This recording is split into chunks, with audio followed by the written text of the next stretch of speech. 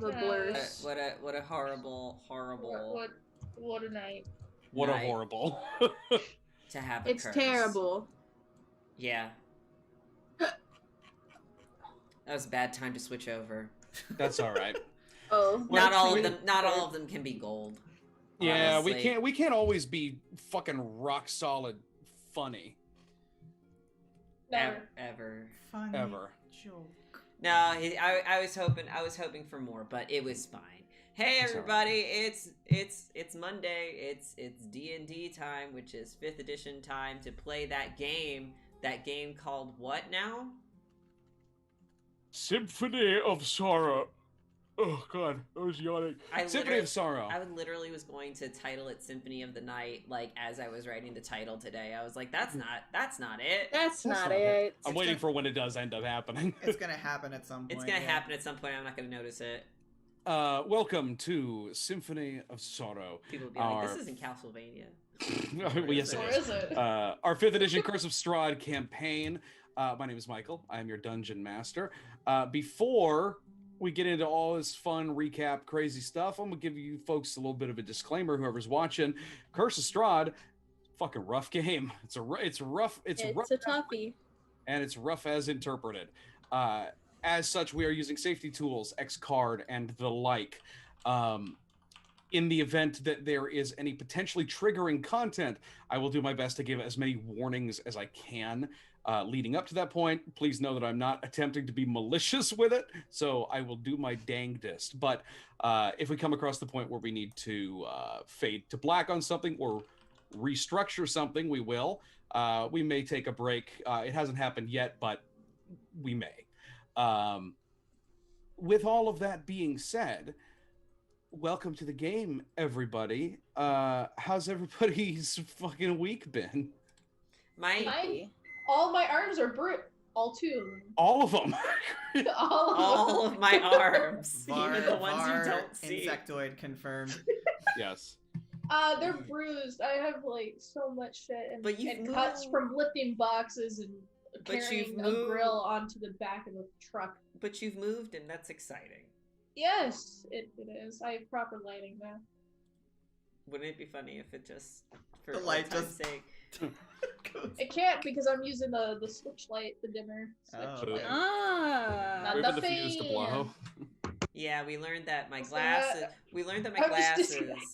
Oh, your are- glasses? My glasses are broken and they can't be fixed. So my Because round Calvin one, Klein sucks. my round ones are now going to be retired, and I'm gonna get a new pair that's No. fancy. They're octagonal shaped. They're octagon Hmm. instead Ooh, of that's circle. pretty good. So Yeah. that'll be. Are you using like iBuyDirect? No, we went to an actual optometrist. Mm. Because there was a repair shop there, so I was hoping that they Gotcha. could fix It's it. like, And they "Please, said, please."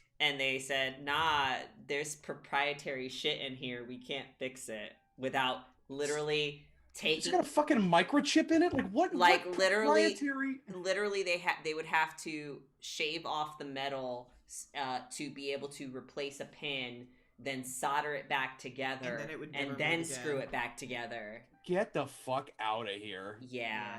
That blows. Yeah, so it would not be the same anyway. Octagons is more fun anyway. So it's there. Yeah, couldn't be me, Var. Yeah. Not even in my family could it be me.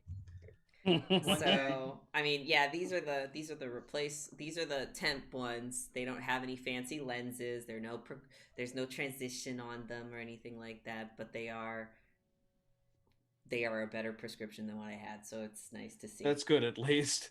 That's like when I got my eyes checked like 3 months ago and figured out that my prescription had, I think, tripled since the first time I got my eyes looked at. Oof. And now I can see a little bit. Just Taylor enough. died. Yeah, just enough. Just as a treat. Just enough to keep from wandering into traffic. You know, Var, maybe you should just get glasses just so you can join everybody. Join the Megane family. No. The I'm good. what? Megane. It is the Japanese word for glasses. and Fucking weebs, all of you. Jesus Christ. there's Michael's a gatekeeper, like that one guy on Twitter. Ugh. and there's like a whole like if you look up Megane, you'll see like a whole bunch of like anime boys with like Those shiny white glasses. As long as I could get the ones that people like actually engineer to do the shiny thing, I That's won't so get fucking close. funny that people did that. There was one time when I went to work and one of my manager, this is like 4 jobs ago, had like, it was sad. He had like a little mini like stroke or something. He was fine, but he had to get something fucked around with on his one eye, and he wore glasses, and one of his lenses was like white, like it looked like it was fogged over. I'm like, they can fucking do that? That's so cool. And he showed me, he just put a piece of fucking like painter's tape over it, or like duct tape, so it was just the white of the tape, but it made it look like frosted glass. It was really funny. It's a hell of a way to do it. Interesting. Yeah, but anyway, That's all. cool. Yeah, no, I'm glad. We should check in like this more often before we ruin absolutely everything. Who wants to tell me what happened last week? There's a bunch of stuff, so we can all kind of work together. We all were going to protect what's her face? Girl. Irina, yeah. Wow. I should get a point of inspiration just for remembering names. Honestly, at this point. I know. I remember Ismark. I don't. I was. Yeah. Because Ismarkiplier. That's how I remember now.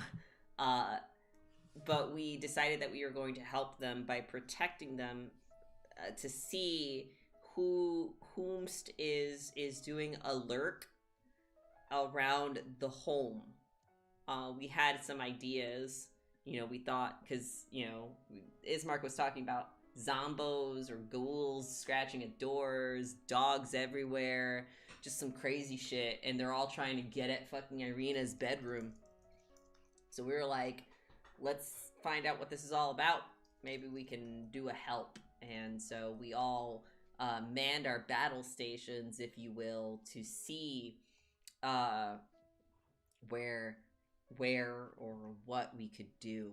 And so a lot of the things that we did were preventative measures to try and protect Irina from the curse of the night. Worse.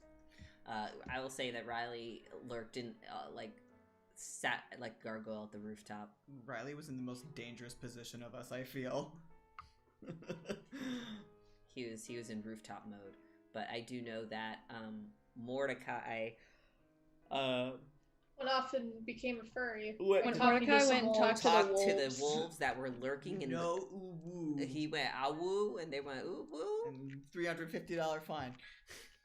I know that Luke gave Hey, with your Irina his holy symbol and protected her from evil. I gave her some words of advice about things looking really pretty, and even though they're really pretty, they're probably gonna kill you.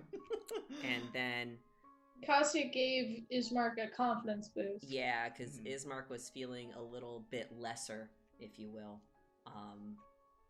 And so we were trying to make him Ismark the Greater.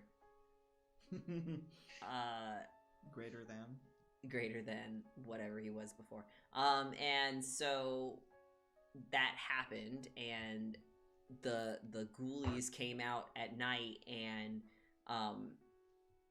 somebody broke the window to Irina's room, and she did a scream. And the window was open. The window was Riley saw a little puff of air, like yeah, she did a scream. Puff of air came out. We all investigated, and she was holding that special symbol, and said something was here. She saw her dad. She saw the devil, and the red eyes, right? Didn't she see She her also saw her dad doing? Yeah, she saw she the originally corpse saw of her her dad dad, watching yeah. her. It was something creepy. And she didn't feel like it at one time. She felt comforted by it because it was trying to to lower her guard. At least that's what we think. something. He was probably trying to coerce her to go with him because remember Riley saw that patch of like dead grass right below the window. Either way, we might have foiled the plot to kidnap her For now. for now, and so we were able to go into the morning to do the funeral rites for Ismark and Irina's father, who Yep. had passed away due to a vampiric bite of some sort, because he wrote in his letter that we had found that it was a curse. It was that curse that The Curse of Strahd. the curse of Strahd. What a Benny, actually. What a horrible night.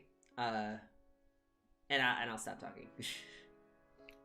So we went to our respective battle stations once again, and Luke and Mordecai went to the church. Mordecai was rude as fuck. I mean, retrospect, good on him for being rude to the Father Donovich. Mordecai knows things. But we were like, hey, can we help? And he was like, oh, I guess I'll do the funeral for this fuckhead. Oh, I hate him. He's the reason my son died. What a Yeah. dick. And Mordecai was like, okay, shut the fuck up, do the funeral, whore. And then me and Luke were like, okay, we'll dig the grave. And then we bonded while digging a grave. We bonded while digging a grave. They had met once in childhood, where Luke had bestowed upon poor little Mordecai a puzzle cube that Mordecai has yet to solve. And then- 20 some odd years later. And then Luke solved it. He's like, here you go. But yeah, it was cool that they got to kind of not like rekindle a friendship, but kind of register like, oh, I know you, kind of, sorta. You've changed. Let's learn about what's changed. Yeah. And then they had a bonding moment over being ill. Yes. Being That very, very ill. Var, you want to go next? Sure. Cassia was like, I want to go walk around and like see the vibe of the town once again.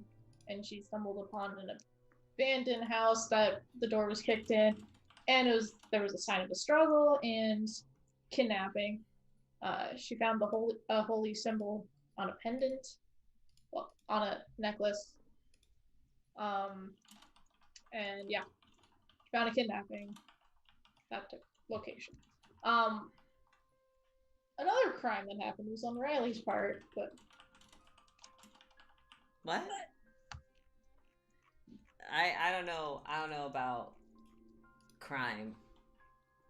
justice, Batman logic. I don't know if I did a crime, but I did do. I do think, regardless of your morality, a double homicide is a crime. and arson. But they And probably arson. deserved and a little it. B&E.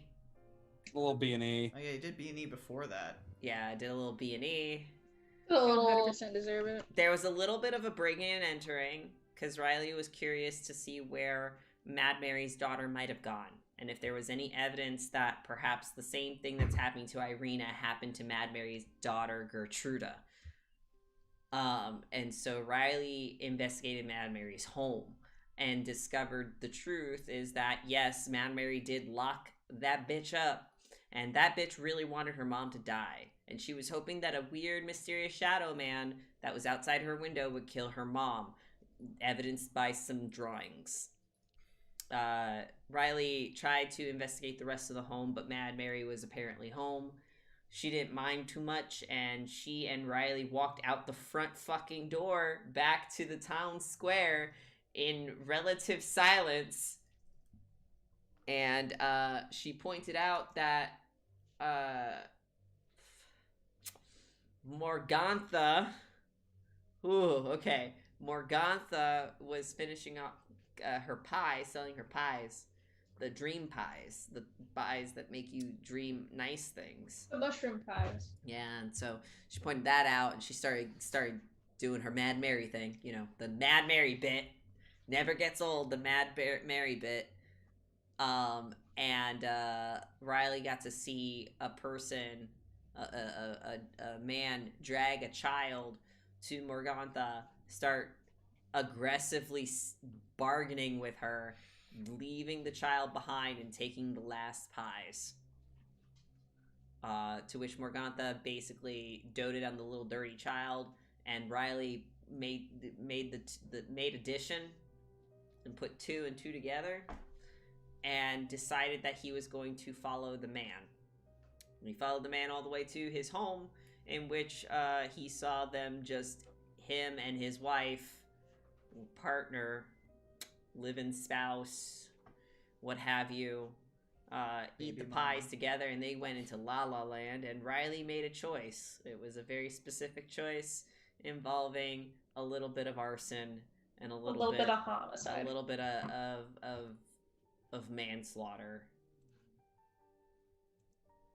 Yeah. And manslaughter's unintentional.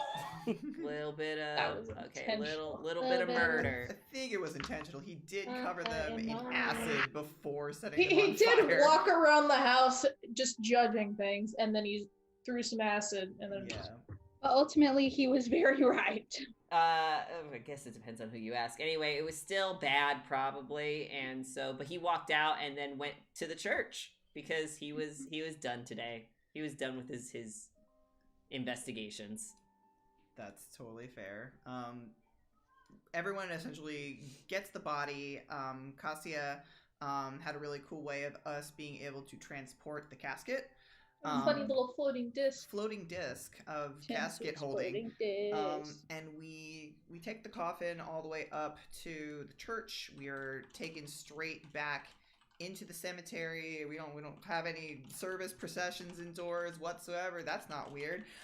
Go out in the back, and Father Donovich does his thing. And as this is happening, there are some people that look sad. I'm sure there are some people who probably look bored. Luke apparently was looking deep down into a couple days ago, and had a bad reminder that if he dies, he won't be able to go to where he needs to be put to rest, or do any of the other things that he promised another dead person that he was going to do. But that doesn't matter, because Strahd came in shortly afterwards like a fucking tool and was like, hey, I'm not really bothered by Irina right now. I'm just here to introduce myself. I'm here to make a point of stop spreading hope, because fuck you. He's like, I'm not even bad. He's just Adam Sandler now. Play. But, he introduces himself and kind of like, I don't want to say he's waving his dick around, but that's what it felt like. Oh, he No, totally he was. So- He was underneath peacocking the the heck subtext. out of this. So I had Luke go over and introduce himself and basically go, I hope you don't mind more light being shown up in this place, because that's what I do. Mordecai went over, did a similar introduction of bitch, and Cassie was just like, fuck you. Yeah, Cassie was like, fuck you. I'm calling you out. We have to have one character who says "fuck you" to the big bad I at wanted first to do sight. it. I want to do it so badly. Oh, I wanted to. But I did it passive aggressively. Cassia did it directly. And by that point, A baddie. Strahd made a point to basically, and I should say effectively derailed us from him, because he basically points out that the father is the reason why we're burying this man right now. I mean, he does like a heel turn and walks off, and Cassia starts barking more at him, and then Cassia sees her own big bad, who apparently is another Dusk Elf that apparently is responsible for killing most other Dusk Elves. Don't know much about that, but presumably we're going to kill him later. But for now, they all go off and leave, and we all turn on the priest, or the cleric, I should say. I want to say priest for whatever reasons. And Luke. I mean, they both they're similar enough. Similar. He's a priest. He's a dick. Luke casts Zone of Truth, and essentially, we interrogate this guy into. Break the man's shins with a crit. Yes, you totally did that. And then Mordecai stomped on his chest Yes, and for extra effect. what we eventually find out is that the reason why he lent his aid to do what he did is because of his son. and he alludes that the son is still here. And then we hear screaming from inside the church. Yes, so baby. we go off to go handle that, and as Luke leaves, he basically tells Ismark, you know, if this guy ends up dead by the time we get back, oops. And if he trips on your blade, oops. I didn't see it. Oopsie. And we go into we went to the Undercroft, right? Yeah, we went to the Undercroft of the church. And we find this fucking poor, scraggly, pale-looking motherfucker chained to a wall. And we find out his name is Poor man. Dora Dora the Explorer? Dora the Explorer.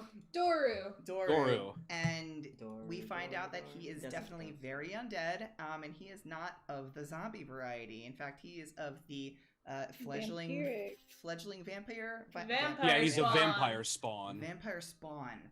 And I guess we kind of angered him to the point where he's like, "Sweet, I'm coming back to daddy," and then shakes the chains off the wall. Yeah, somebody mentioned, like, we're not here for your dad. We're here for your master. From your master. And then he was like, "Daddy." Master. And then he was like, "Holy shit, my master is giving me an order, basically, to go feed." He really he was starting very it. hungry. Oh, and the reason why people were some of the reason why people were disappearing in town is because Donovich was abducting them and bringing them to Doru. And that's partially what Cassia found out about. So all of us were like, "Wow, fuck this place," and now I think we're gonna kill a vampire spawn.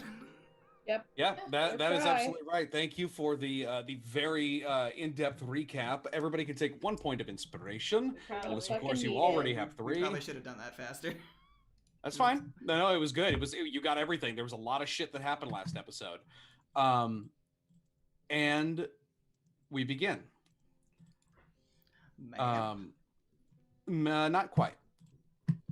Are we gonna I have would like a show you a narrator do something?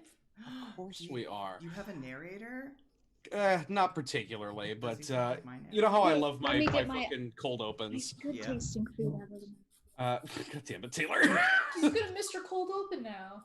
You're gonna miss my whole cold open that's a page and a half long, on accident. But here we go. That Kroger roast tasted like shit. Nice. That night, that accursed night, we were attending the duties of the church, my boy and I. The congregation had just left. That's when we got word. Dalvan, the burgomaster's man, brought news of a traveler visiting our village from beyond the mists. Not altogether an odd occurrence. We had buried many adventurers like him over the years. But the way Dalvan spoke of this man seemed different, as if this was the man to truly bring us salvation, this wandering wizard. Doru was always enamored of the tales of travelers, bless him. So I freed him of his chores. Every young boy deserves to feel wonder once in a while. By the time I had set the chapel right, it had grown quite late, and Doru had not yet returned. So I set out to the town square to find him. What I found instead was a veritable rally. The people of the village hung on the words of the burgomaster and the wizard, wrapped by the man's plan to slay the Devil Strahd. I tried to convince Doru that this was folly. The boy had never even held a sword, let alone slain one of the monster's minions. But he was determined, that boy. His mind made up long before I brought him home. The last words we said to each other that night were cruel, venomous, thoughtless words born of worry. I would make amends in the morning and beg him again not to go, but when I arose, it was already too late. The wizard and his militia had set out for the spires of Ravenloft before dawn to make better use of the daylight, I imagine. That grim morning was full of prayer. Prayer for children and siblings on their quest. None of us at peace, none of us knowing what would happen. It wasn't till midday that we heard the first of the bloodshed. The howling of beasts and the screams of the dying filled the air. High above the castle, fire and lightning arced through the sky, great bolts of energy as the wizard fought the vampire lord. The battle raged above Ravenloft for what seemed like eternity. All I know is that when all was again silence, Doru and the others ne'er returned. Only the burgomaster's son was spared. I prayed for nights on end for my son's deliverance, that by the god's grace he might be returned to me. My prayers were answered. Would that the morning lord were more merciful. As I tended the graves one day, I heard the sound of great calamity from within the chapel. I rushed in to see the matter and saw him. My boy. He was in pain, and in his fits had utterly destroyed the chapel, save for the altar itself, which he seemed afeard to breach. He called to me in his anguish, and I embraced him. It was a miracle, I thought. My son was delivered back to me. He wept into my shoulder, crying of a horrible pain in his stomach. I told him I would see him safe and mended, that the Lord had saved him after all. And then I saw them. Wicked fangs, eyes black and bloodied. Doru had found his way home, but I cursed the devil for what he had done to my boy. Still I promised to keep him safe, to see him mended. By his light, I shuttered him in the Undercroft. He would be safe there. Safe until I could see him delivered from this curse. It was my duty as a father and a holy man to save his soul. He wailed through every night, screaming of his unceasing hunger.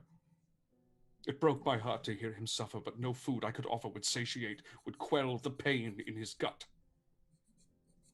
Mercifully, by day he slept, and so too did I try, but my dreams were consumed by his pain, and my days with prayers unto him.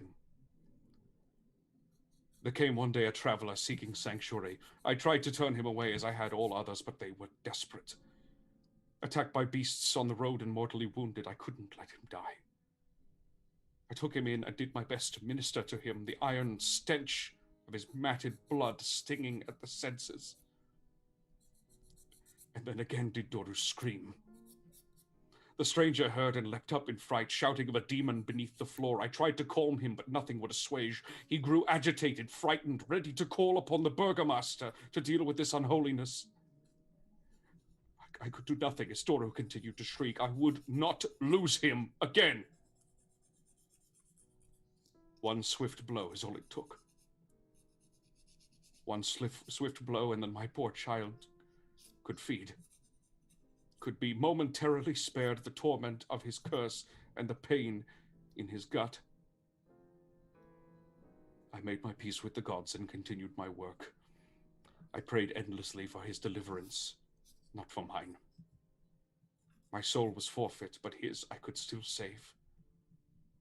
After all, what duty does a father have but to his son? I would like everybody to roll initiative, please. Damn. Master, Damn. Master. Damn. 10. 6. We have no icons to click on. I know, it's okay. Just go ahead and roll, and then I will roll us over to the map for you. 11. Did I click?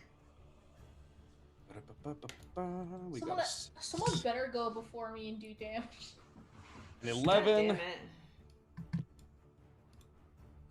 Oh, do you have to refresh? I'm just gonna see. Roll 20. Battle be slow. music, I hear. It's gonna pop up 30 times. Watch. Yeah. God damn it. Okay. Give me a second. That's okay. You're gonna lose the music for a second, y'all.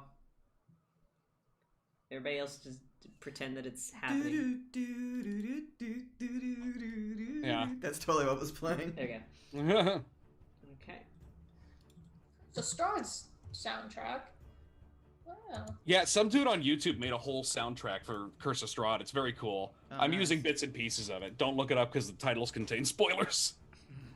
Okay, and a 17 from Riley. 17. Very nice. God, I also just hit my ankle against the chair on the soft bit. Oh god. Ah. All right. With that, I'm gonna flip us over to our map. Cool. Map Show us the on dingy map, dungeon. On the map. Dingy dungeon. Where are we? Oh, there we are.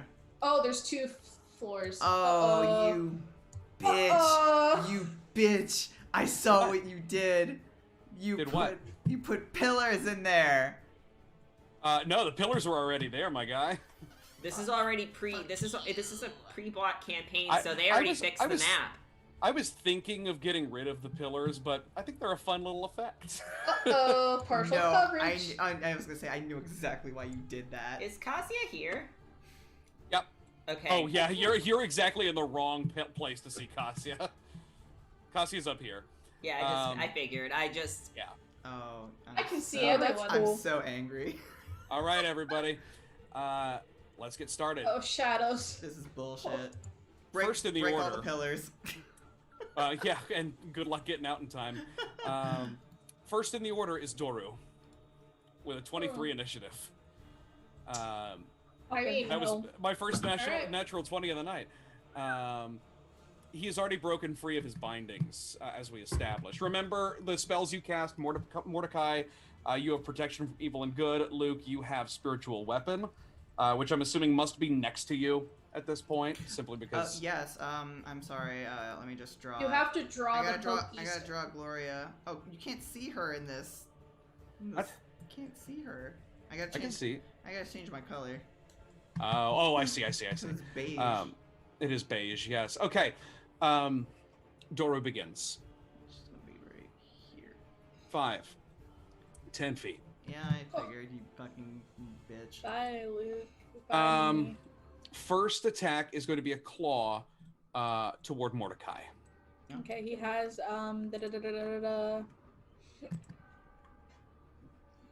disadvantage on attack rolls against me. And we've Cool. decided that if they're within close combat of you, you roll disadvantage for ranged attacks. On a ranged attack, Got it. yes. If you are currently being threatened, a ranged attack has disadvantage. Got it. 19 to hit. Even with disadvantage? He doesn't have disadvantage. Yeah, he you have does. protection from evil. That is with disadvantage, yes. I have my NPCs set up to roll 2 dice always, so I can Okay. pick either the higher or the lower. Oh, okay. Smart. 19 yeah, that hits. is going to be 8 points of slashing damage. Yeah. And we are going to... 5. I'll tell you what, actually, ignore that damage. Go ahead and give yourself 8 points back, because Okay. he's instead going to choose to grapple you. He leaps through the air like a fucking spider monkey. He just kind of leaps up on top of you, Wants to give you a hug. because his second attack is going to be a bite. He wants to give you a kiss of death. This is not going to be at disadvantage. He has advantage on this, so he will have regular. I'm just going to Normal. take the first roll, which is a 9, so that's a miss. Darn. I'm going to Tries to change bite my, into you, yeah. I'm going to change my character, my name, so that way it'll show my AC, so that way you'll know automatically. Oh, I have it on the tokens as well, so I can just click and it's no issue. If you guys want to keep it simple. That is Doru. You are currently grappled, Mordecai, which means on your next turn you can attempt to break out. Next in the order Great. is Riley. Okay. I have some things I can do, I think, that are interesting. Okay. Let's go all the way over to... I was gonna try and see if I can... I am going to probably do a thing called... You think he might be weak against fire? Ooh. He Boy, might. he is on top of me. Do it.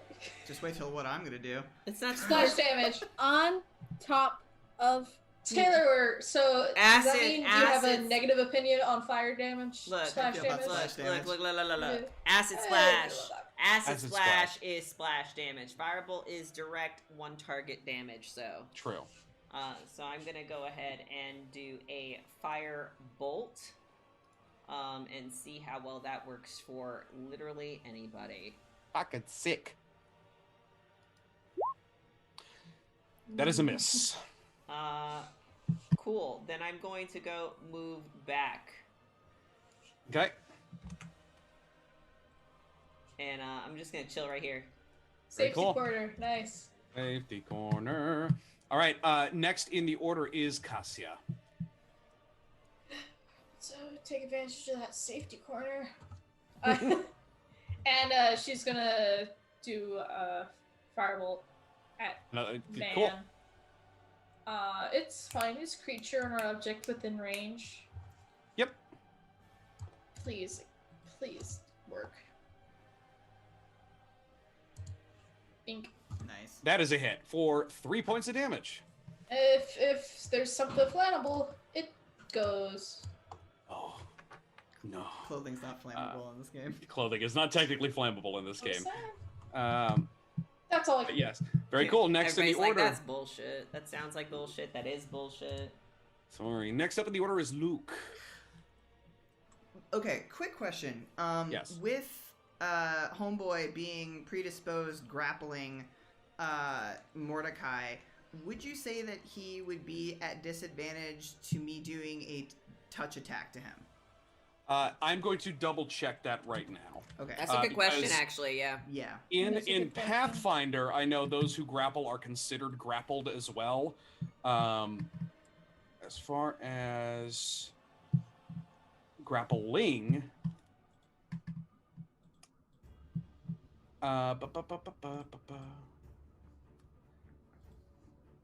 it does not. He is not technically grappled, so no.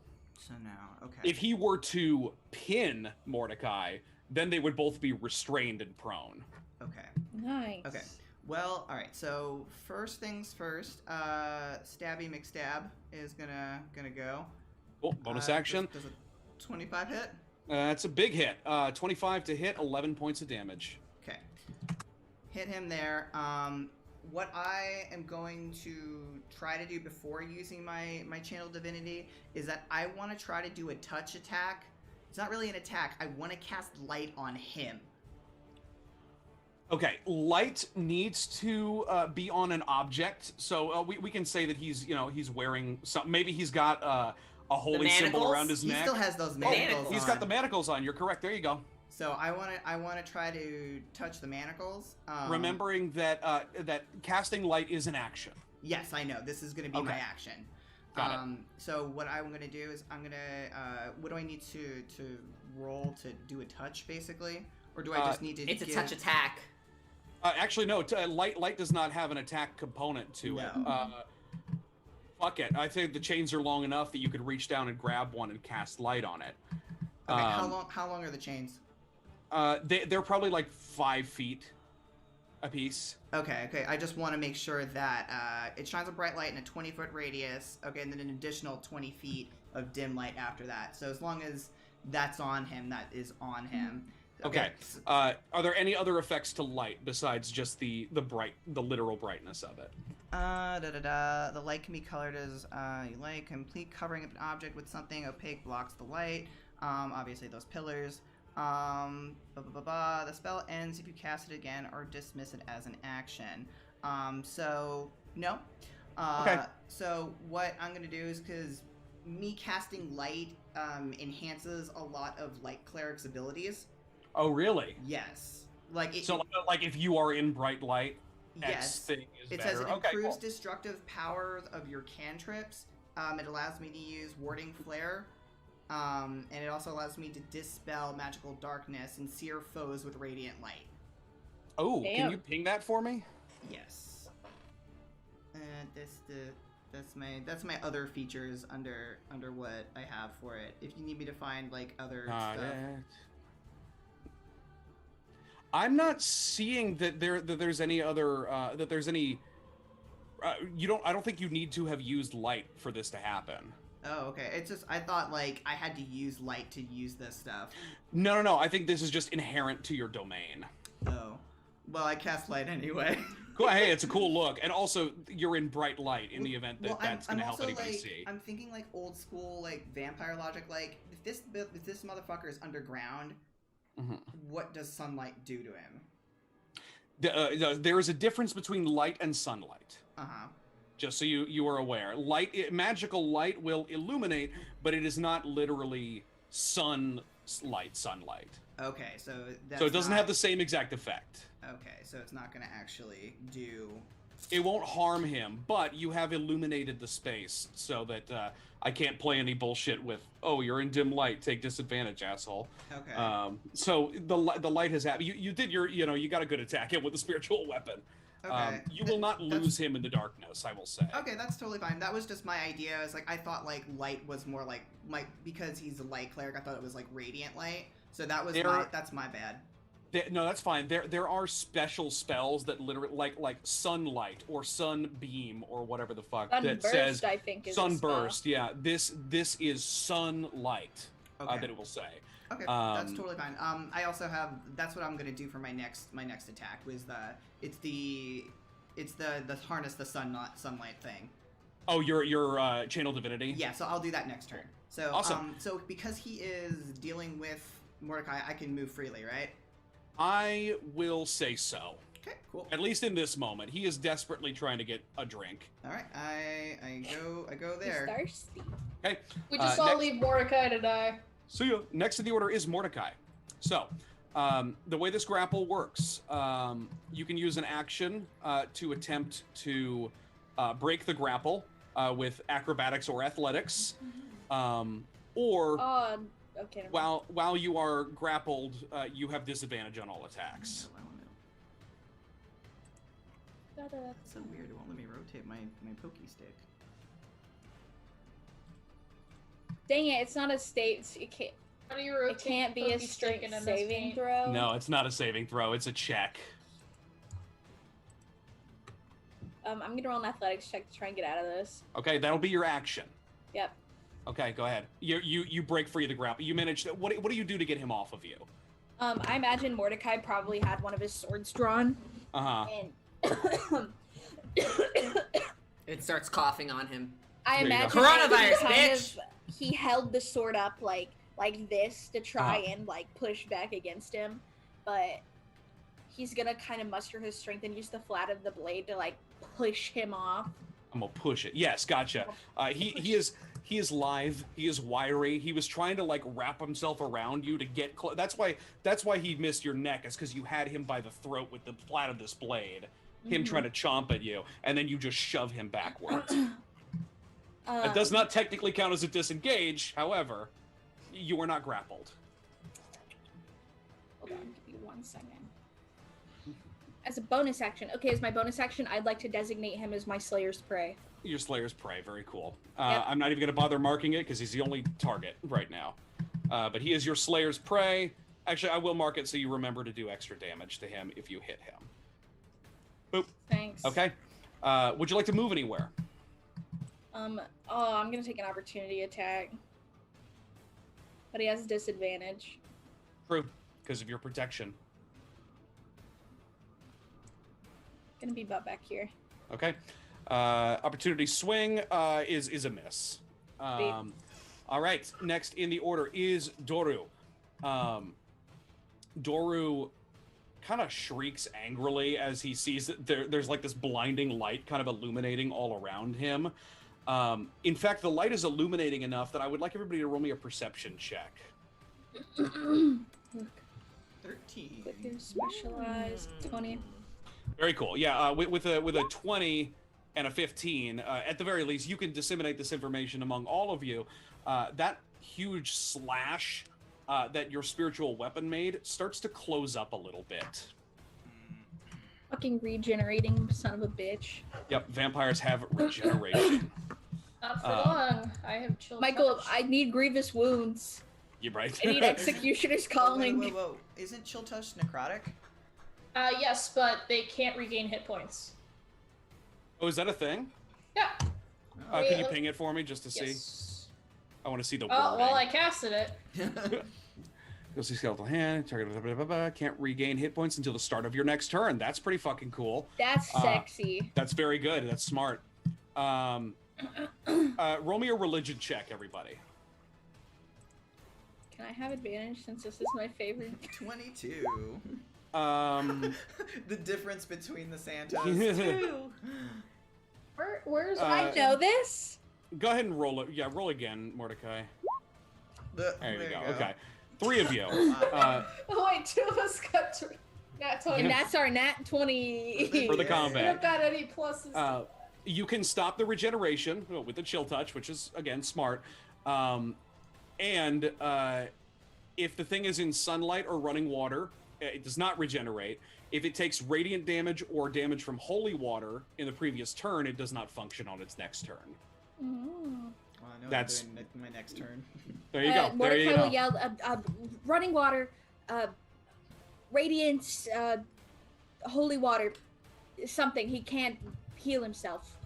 Just kind of spitting this information out like he was trained to do. Do I Yeah, need to get a bucket?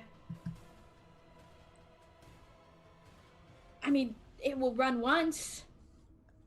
I have holy water in my priest pack, don't I? No. Holy water is expensive. This is bullshit. Why can't I Can't just bless, get it for bless free. my own water? I believe you can. I think it's a spell called Ceremony. Oh, okay. I believe. I'm not 100% sure. Lord knows That I don't sounds have that right. yet. I'd allow it to happen if you burned a spell slot on Ceremony at some point. Doru is going to rush forward, and he is going Hey, to. motherfucker. What's up, motherfucker? He's going to swing at Luke Okay. with his claws. 17 to hit. That just meets. Okay. 6 points of damage. Okay. And another claw attack at Mordecai. With disadvantage, he is going to miss. Good. Next in the order is Riley. I'm gonna go over here. Oh. Over here. So I can see him. So I can fucking see him. And then I'm going to throw Ray of Frost.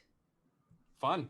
If its speed will be reduced to 10 feet until the start of the next turn, so that might be useful in case he decides to beat feet. So That's true. Be reduced to 10 feet or by 10 feet? by 10 feet, sorry. Got it. That's fine. That's practically, in case he wants to beat feet. Yeah, it's almost half his speed, so there Yeah. you go. So, hiya! Hey. 23 That to is a hit hit.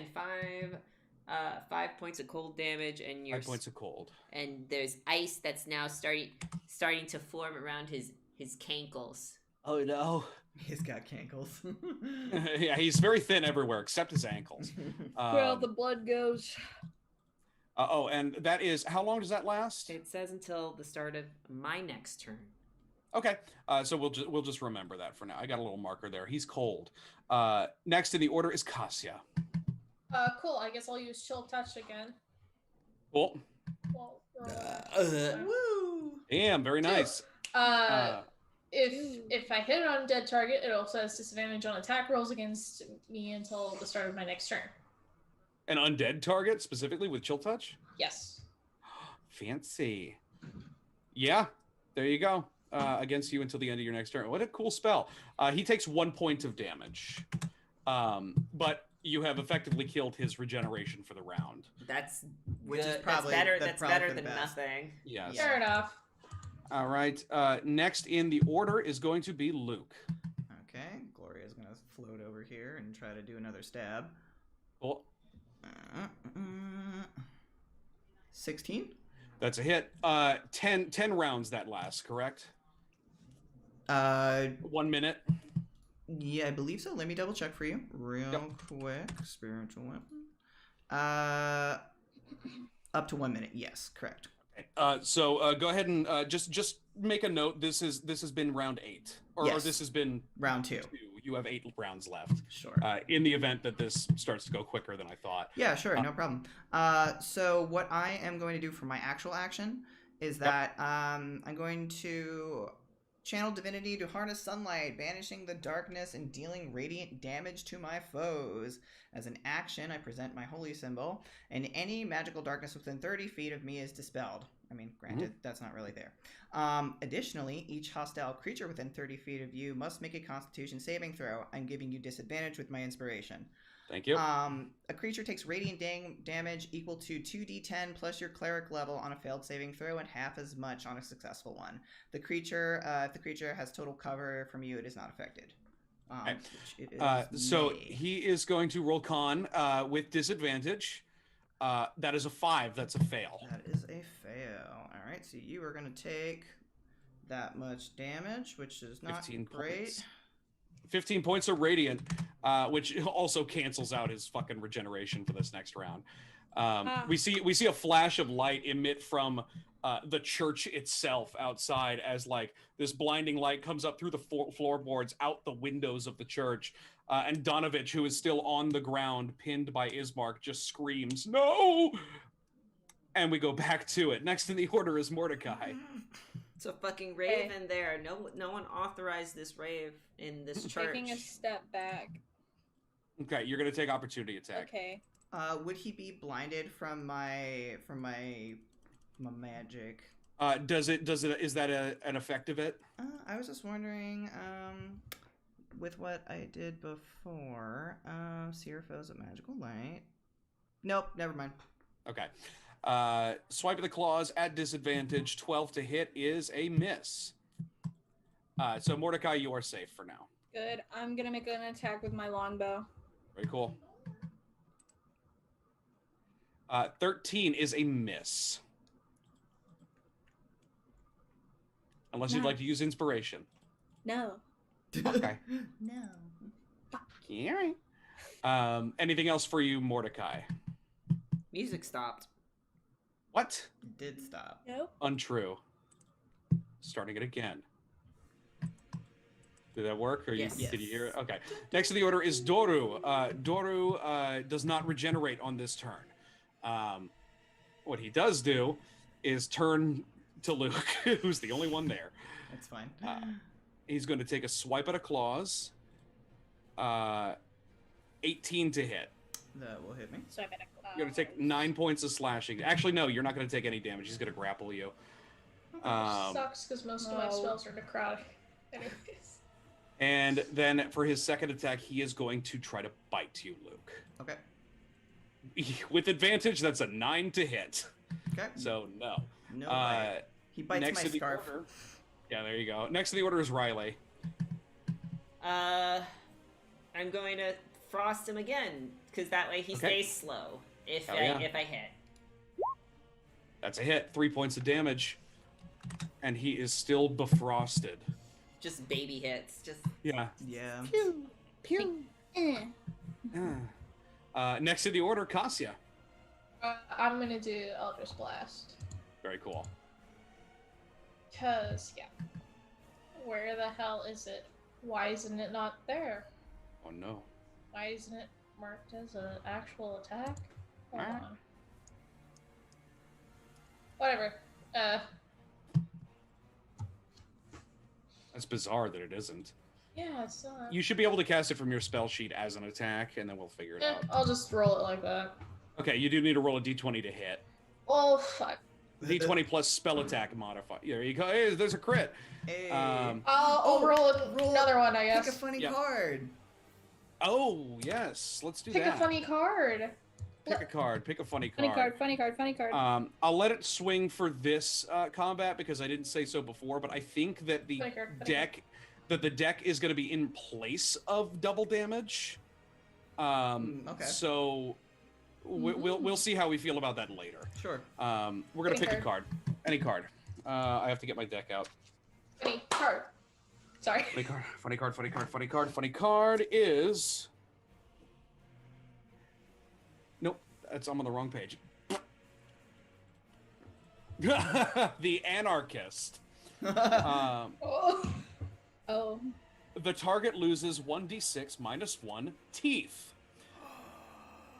gives it a -1 to its bite damage. That's literally what it says. That's pretty Nice. fucking good. That's good. That's Oh, His teeth hilarious. fall out. Wait, you said 1d6 teeth? Oh, You got 1d6 -1 teeth. That's so funny. 5 teeth. God. He loses. You just blast 5 teeth out of his mouth, like in that scene in Wanted with the keyboard. So hey, he's gonna deal 1 less damage on his bite attack. Whoa. Now I got a cool like tooth accent in my scarf. Yeah. Fucking stole a tooth. How about So this? He bad. bites down on your scarf so hard, and then the Eldritch Blast rips his head back, and some of the teeth stay. Nice. Oh my god. Fun. Got some fun vampire teeth. You got 5 of them. You can yeah. barter. Yeah, And okay. you deal 7 points of damage. God. Very cool. All right. Next to I'm the gonna order. go like fix that. I'm gonna make it an actual attack. Hold on. There you go. Next to the order is Luke. Okay. Well, first thing is first. Let us make use of Pokey McGloria. Oh yeah. Gloria. Ooh, that thing's rolling well. 10 points of damage. She is hitting very well. I want to. Consider him bloodied. Cool. Awesome. Fairy Fire does damage, doesn't it? It does not. It does not do damage. Okay, that's fine. No. I have Sacred Flame. All I have to do is look at him, and consider he's trying to bite me. I can see him pretty well from where I am. So, spell save, DC. He's got to do a dex save. I'm assuming he's probably good on that, but as of right now, I'm running low on spells, guys. All right. So Sacred Flame. He is going to roll his dex save. Yeah. 25. Yeah, He so saves. that passes. Okay, so I'm gonna focus on my stabbing him with Pokey. Your funny stick. Yes. Next in the order is Mordecai. Hey, I'm gonna try to shoot him again with my longbow. Do it. You and won't. make it work, as Tim Gunn says. That's a hit. That is Extra going to be. 1d6. Yep. Go ahead and roll the 1d6. 4 points of piercing damage and 1 point of extra damage. Okay. Working, guys. Next in the order is Doru. He did not Working. take radiant damage this turn, so he is going to regenerate. I tried. It's okay. Regains a little bit of hit points, and then Doru. Ooh, Luke, you were still grappled. Yeah, I'm still actually. grappled. Oh yeah. Okay, so he's going to bite you. Okay. But he will take that -1 I'm gonna do Warding Flare. to give me disadvantage. I use your action to post disadvantage on the attack roll, causing Okay. light to flare before the attacker. Okay, so he that is going to be he has advantage because he's grappling. You give him disadvantage as a normal roll. I'll take the first die roll, which is a 24 to hit. Yeah, that So is. you're gonna take 7 points of piercing instead of 8 because he's missing teeth. Doing bad Yeah. on health. And It you're helps. going to take 3 points of necrotic damage. Don't I have resistance to necrotic with? Maybe I don't. You would if you were an Asimar. You would if you Then were an it'd be everything Asimar, fine. but you're not. I'm not an Asimar. Okay, so 3 more. Yep. And your hit point maximum is reduced by 3. Nice. Okay. So keep note of what your normal hit point maximum is, but it's going to go down by 3 until your next long rest. Cool. I need to heal. As he drains your blood, yes. That is 1 attack. He is going to... well, now he's going to claw at you. Okay. I might go down, guys. That is a 15 to hit, That's a no. My armor class which is a 17. miss. Yeah, he can't quite get you. Next in the order is Riley. Okay. There is a thing that I have. Get him off me. I'm just gonna double check what it is. That's for self, and that is touch. Julian, would 13 plus your dexterity modifier be a higher AC than what you currently have?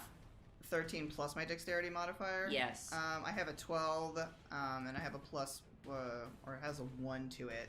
So I guess it would be just 12. Yeah. What's your AC? What's your dexterity modifier? My dexterity modifier is 1. Okay. So I guess not. I was gonna see if I can maybe give you. Oh, is that mage armor or something? Oh, gotcha. Oh, yeah. I guess because shatter might hurt you, right? Yes.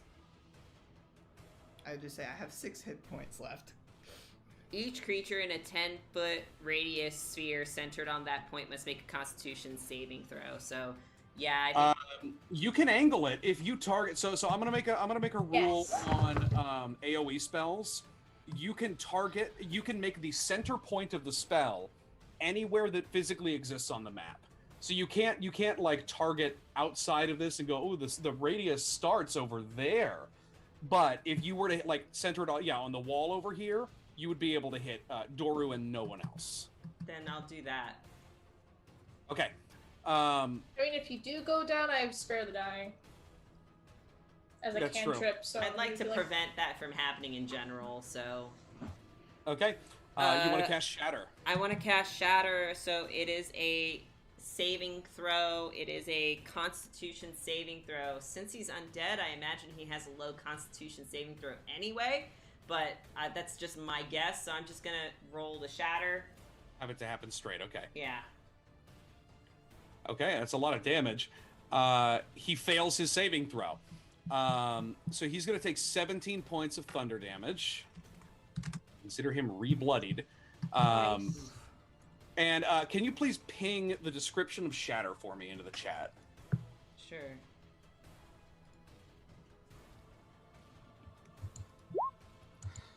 Loud ringing noise, blah, blah, blah. A creature made of inorganic materials such as stone, crystal, metal.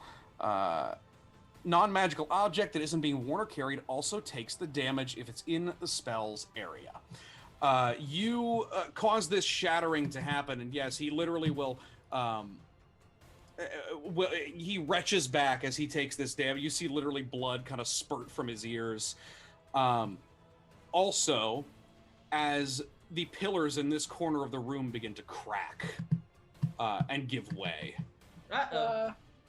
You hear an intense rumbling and groaning as the floor itself from above you seems to be losing its integrity and is in danger of rapid collapse.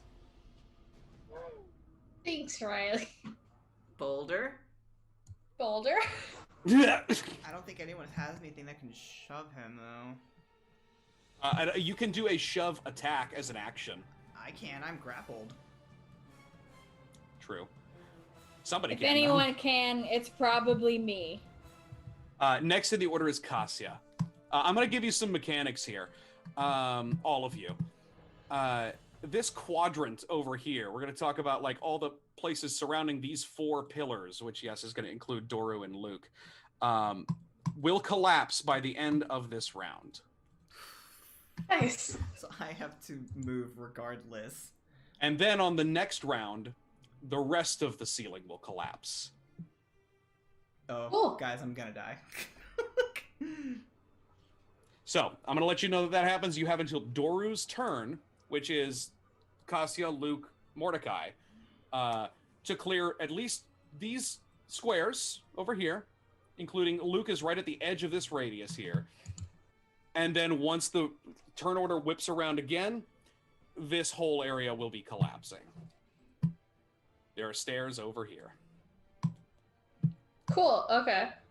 Then in that case, I'm going to cast Firebolt again. Cool. Do you have anything that can shove him? Oh, never mind. As a warlock, I'd imagine not. Firebolt, that is going to be, 7 points of fire damage. And I would like to use a bonus action to cast Mind Thrust. So you have to make an intelligence saving throw. Okay. 13. I don't think so. What's your DC? I think yours is a 14. Your spell Mine save. is a 14, yes. Okay, that's a fail. Cool, great, perfect. Scroll. What does Mind Thrust do? It thrusts. Takes 3d6 psychic damage and can't take a reaction until the end of its next turn. Moreover, it must choose whether it gets a move, an action, or a bonus action. It only gets one of the 3. On a successful save, the target takes half as much damage. So basically, Mind Thrust just makes you only able to take one action. or move. Got Nice. it. Okay. So yes, he is going I to don't take. know why I rolled it again. That's I weird. might. He's going to take 6. Here, I'm gonna ping it. And yeah, he will have to choose a move, an action, or a bonus action. Only gets 1. Okay. Very nice. Cassia, would you like to move anywhere? I'm gonna fucking back the hell up. Just gonna go to the stairs. Just gonna. Boop. Okay. Next in the order is Luke. So I'm in a bad situation, guys. I'm in a really bad situation. So I'm working on it, Chief. gonna try to. Why don't you hold? Why not hold action until Mordecai does something? Yes. So that way, if Mordecai can release you, like if Mordecai hits him, Yeah. so that he releases his grapple, Mm-hmm. then you can go immediately after and move back. Hopefully, like I said. Also, point of order: if you are able to kill him, it releases the grapple. But that's a big if. And That's what I was That's trying a to and do. real remember, he big can't if. use a reaction, so he cannot do an attack of opportunity on you right now for this turn. Oh, he can't. Okay. You can also roll either an acrobatics or an athletics to break the grapple as an action. I'm not So good that's at why I'm that. saying let Mordecai go first, Okay, I'll let Mordecai. because go Mordecai first. might either kill Okay. him or he might break the grapple. Okay. Okay, we are reordering the turns. You are holding your action until Mordecai. So Mordecai, you are up next. Sweet. Can I try to break the grapple by shoving this son of a bitch off of him? Yep, it's going to be, I believe, Athletic. just your standard melee attack.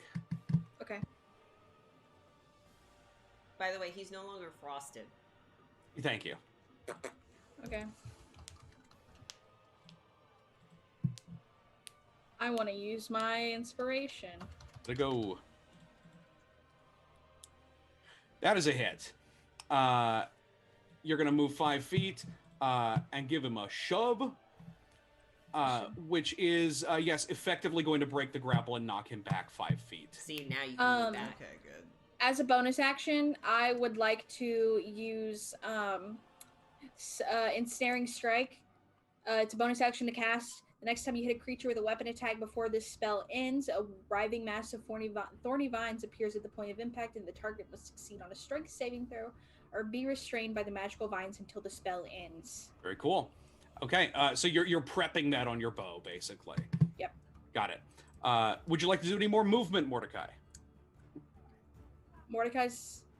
Because the first Can I thing, pull Luke? Technically, no. because the first thing that this guy's gonna do is run back towards you. So if you want to be able to take Hey, that he shot can't do off, anything.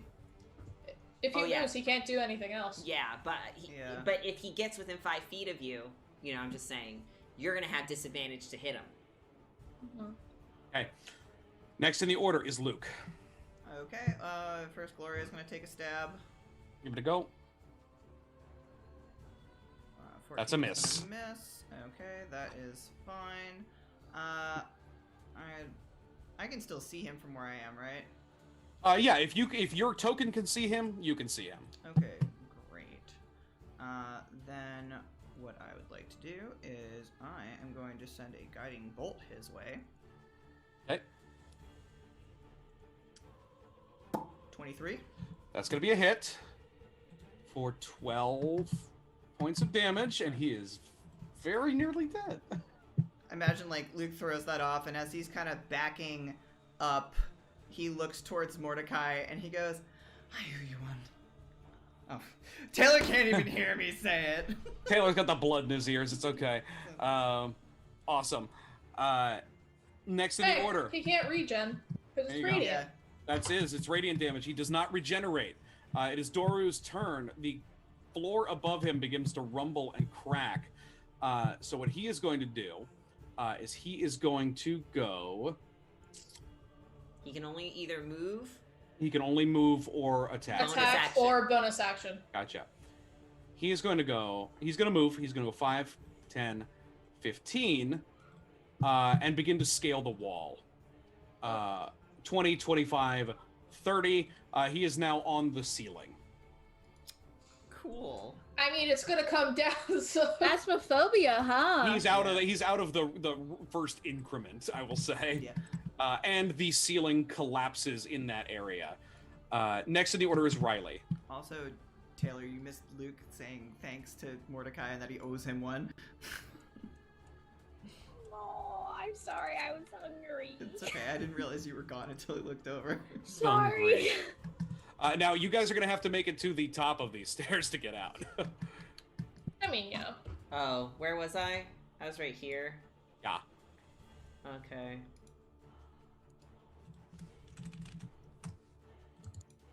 What am I doing? You can fly. I can fly. Yeah. Okay. You can fly So, up if you want. I'm up gonna into the forget. hole. I'm gonna fly. You have. Yeah, just fly up out of You the... are Zion this game. I can Just fly You out. are out. You Zion. can just fly out of this hole right here. I fly out of the hole. I'm gonna do that. Okay. I'm going to place you way over here. Oh, geez. Well, actually, I'm gonna put you back in the undercroft so we can see what's going on stream. But you're Yeah. on the ground. I am. Just give me a little wingy. A little wingy. Little wingus, Little yes. queen. Little wingding. No wingus. I'm There gonna you go. give myself some wangs, and then I'm just gonna move myself a little bit over here so I can still see everybody. There you go. Cool. You're up and out. Just consider me relatively safe. And, Yeah. And I guess could I just pop a firebolt while I'm passing by? Sure. Well, pow! No, not a fire. Finger gun. I go Finger gun. boom, Dinger gun. fire. Oof, that's a miss. Never mind. You hit one of the pillars and it explodes. Riley's not good. Riley's not good at this fighting. That's thing. okay. He's learning. Next in the order is Cassia. He's good at hitting inanimate objects. Yeah, Eldritch like two Blast. sleeping people. That's a hit. As you you'll wang him on the ceiling, causing him to fall. And then he kind of is like a turtle, and he's just like spattering. He's kind of writhing about as he kind of knocks into one of the pillars, but he looks like he is bleeding profusely and not doing very well. Where would you like to move, Cassia? Up the stairs. Just gonna fucking go. See ya. Cassia is going to move up here. Ooh. Next to the order is Mordecai. Yeah, There's yeah. water damage. Oh, right. Can I? You guys still got to get out. I know.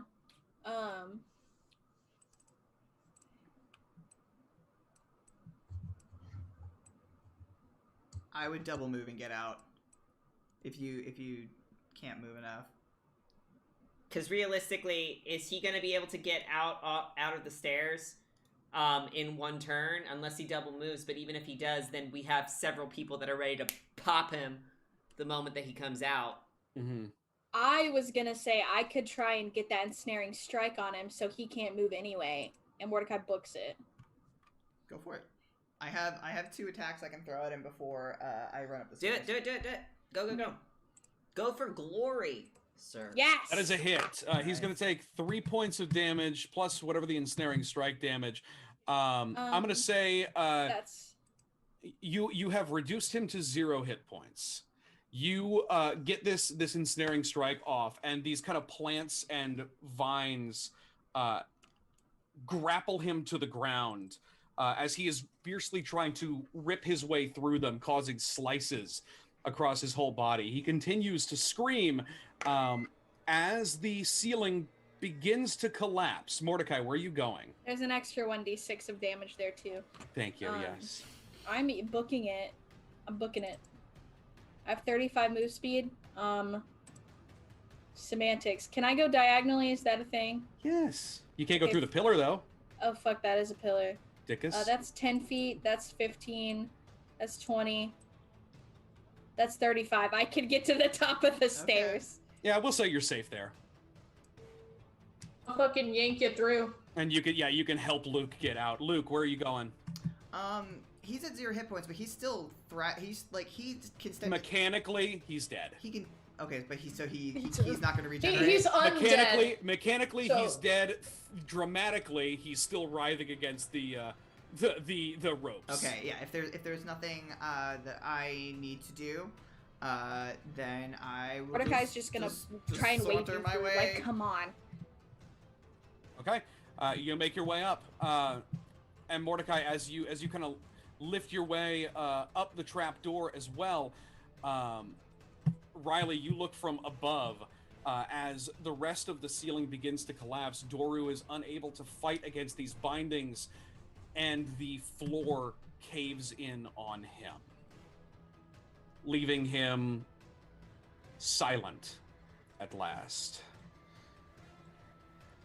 Congratulations, everybody. You just killed your first vampire spawn. And nobody died yet. Yay. As the kind of wreckage begins to settle, kind of the whole structure of the church begins to groan. There are still, bits and pieces of the floor around the actual chapel area that are still okay. The altar is relatively unharmed up to the very far north. But everything else, even some of the walls have begun to collapse in. You get the sense that this building is maybe not long for this world. But it is enough for you to be able to at least get your way out of the building before the whole thing comes down, which may be now, it may be never, but it's hard to say. As Doru's screams are finally silenced, you make your way back out into the cemetery yard, where you can see Irina and Ismark, who are looking very, very worried, who at this point have tied Father Donovich's hands behind his back. He kneels on the ground. What do you do? Or, I'm sorry, they have not tied him. He is kneeling on the ground. I think not even Ismark's sword is out at this point. They're just kind of standing behind as Donovich is looking horrified at the church. Probably pathetically. Mordecai looks absolutely livid. He is going to speed walk over there and crouch before the priest. You may have thought it was mercy by keeping him alive down there, starving every day. But being ill like that is no mercy. And you deserve no mercy today, my friend. I don't think he was starving. In fact, I think he was rather well fed. Luke kind of says while rubbing at his neck. I just wished to save him, to save his soul. I prayed and I prayed, but the Lord would not answer. Yet you've damned your own soul. And you've damned other Soul souls. Christ. Someone intended to cure my illness, and he abandoned me because he knew it was fruitless. You should have done the same. And what sort of father would I be? A merciful one. A good one. On the topic of fathers, Luke kind of looks over towards Ismark while kind of picking teeth out of his scarf. Riley holds his hands out for him. He just slowly drops them down. Luke doesn't look very good right now. We can barter with these. Jibitumi. What do you want to do with him? I think it's only proper that you decide.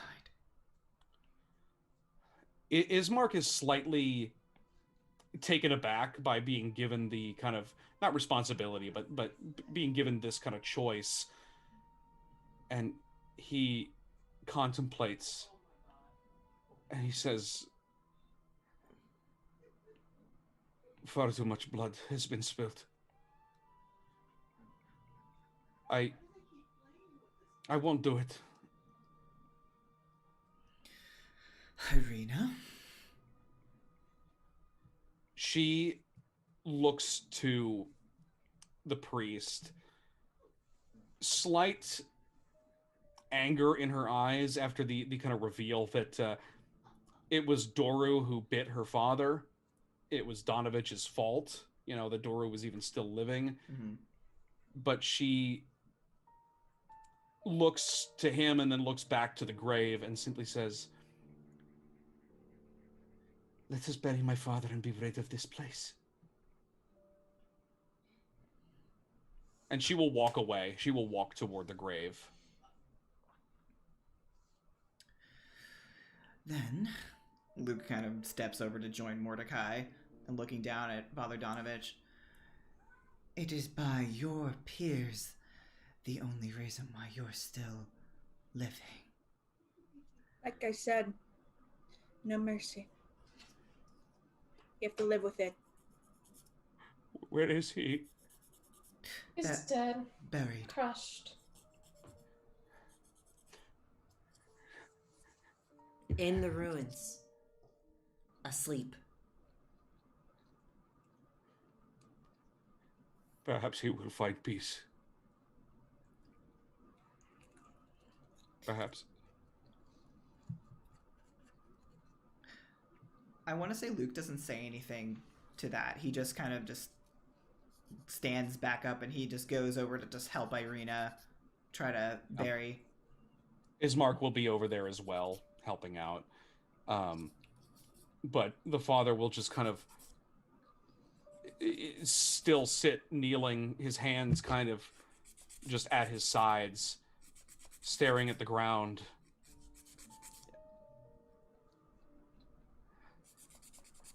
I wish that I could bury him properly, but I suppose beneath the bones of the church would have to do. A proper burial is deserved, but I'm afraid it's going to be hard to get to the body. And that's the last thing Mordecai says before he stands up and goes to help. Mm-hmm. Cassie will go over to the father and offer a hand to help him up. He'll look up to you. I think too devastated to even properly cry at this point. But he just kind of looks up to you and says, I'm "Please, sorry. leave me. I must atone for what I've done." Yes, but I don't believe you should be groveling on the floor. You did what a father should do, but you went about it all wrong. Come. He will allow you to take his hand and raise him. She's gonna go lead him over to a bench for him to, like, think. Mm-hmm. He will sit and he will say, "What would you do if you had a chance to save even one of your kind? I know the tales." I'd kill the one who did it. I would go through heaven and hell to avenge my loved one.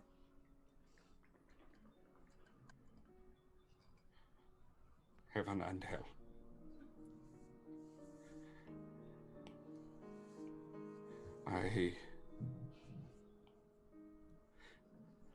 Heaven and hell. And he will just kind of like dejectedly put his head down into his hands as he thinks long and hard. Don't lose hope, Father. This place, it takes from all of us. Maybe, despite losing someone you love, you can make a new life. Roll me a persuasion check. Or catch me playing devil's advocate. There are no easy choices in this one. But he will Can I roll a freaking inspiration with that? That Sure. was ugly looking. Go ahead. Never mind. Not it's not any meant to better. be. It was never meant to be. It was never meant to be. It was He never will meant to be. he will just nod. He'll nod and he'll say nothing else as he just kind of clasps his hands over the back of his neck and puts his head down. And she'll go back off to the group at that. Okay. Riley's just gonna be a creep and watch him from afar. Yeah, and he will be there for the entire time that you spend finally burying Kolyan. properly. And after all is said and done, Ismark will just look to all of you and say, you've done us a good service. I understand if your mind has changed, if you do not want to accompany us, but I don't think that there is anything left for my sister and I here. We will move to Valachi in the morning. You are welcome to come along, of course. And of course, please feel free to stay the night. I won't put you through any further. Oh no, Ismark, I think everything's just begun.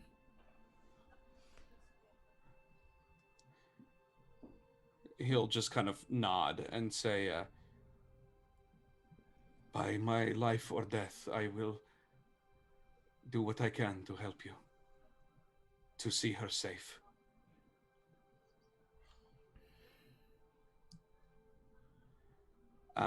Irina will make her way over, and Ismark, seeing her kind of moving over, will just kind of like, button up what he was saying, and nod and just kind of move off to smooth out the dirt on top of the grave. Busy work. It doesn't really matter, but just to get out of the way. As Irina speaks to you all and just says, he would have liked to be near her. Thank you. It was the best we could do at the time. It is fine. It is more than I hoped for. Luke kind of smiles dimly at that, knowing that likely his father will never be buried near his mother. And she will say, you gave me your holy symbol. Why, when you could have kept it for yourself? Because the symbol itself is, well, it's just a symbol. It's more about the faith that's inside that makes the symbol truly powerful. Maybe you have more faith in you than you thought. And because I need more protection against him?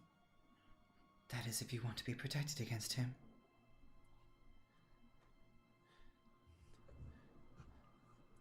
I'm not stupid. I know he watches me. I don't know why. And I don't care to know. I just want to be rid of it. Then, if you don't mind me being frank, I think bringing light back to this land and finishing perhaps what your father might have wanted might help.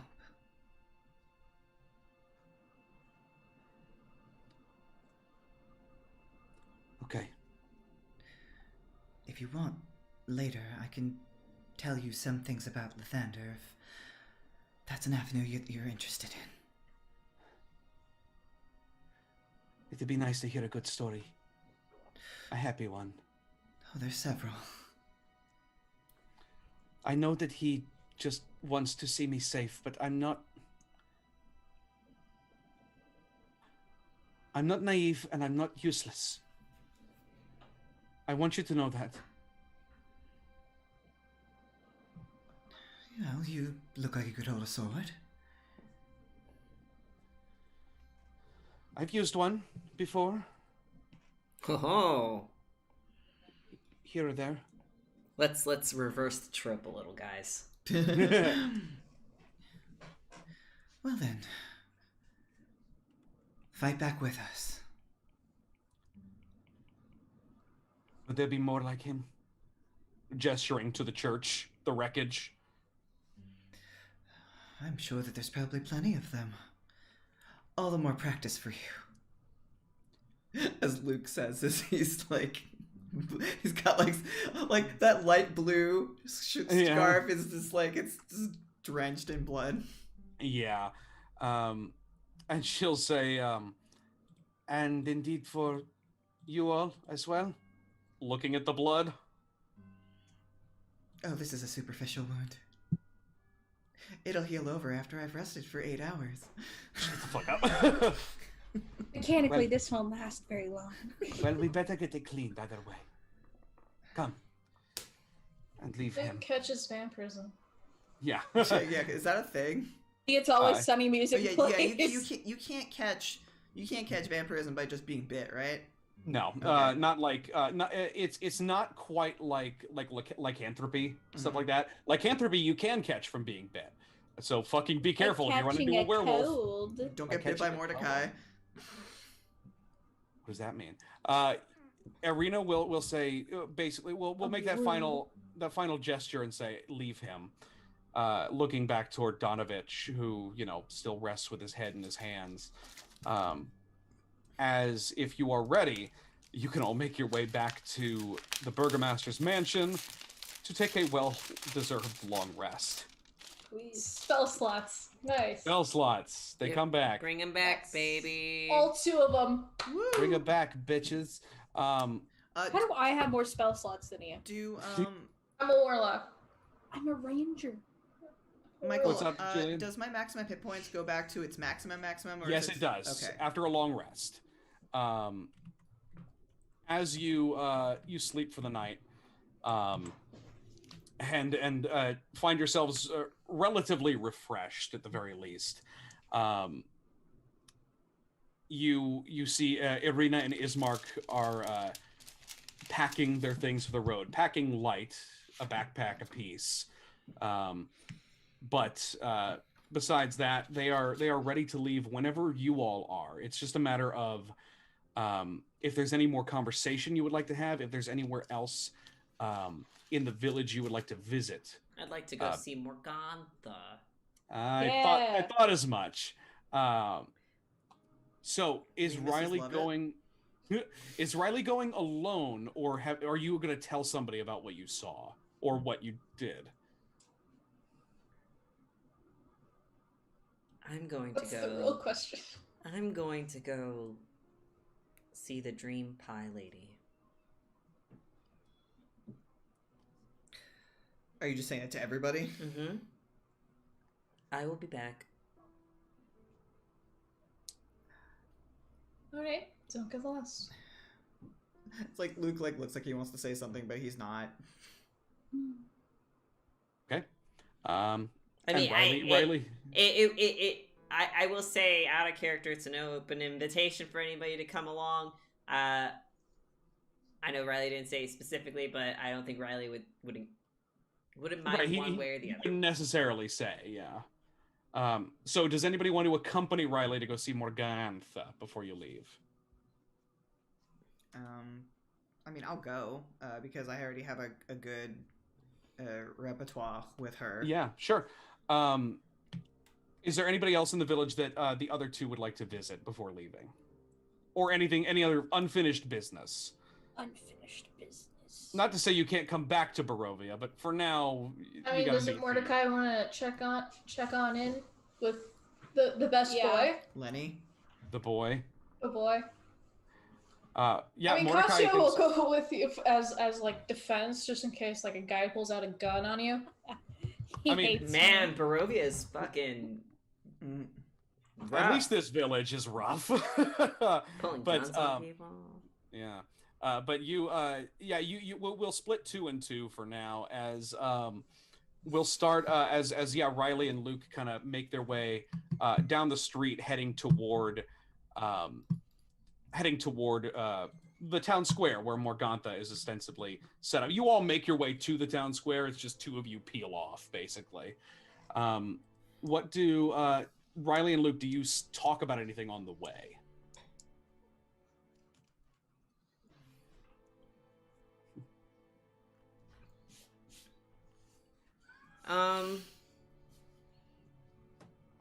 I think Riley is going to say,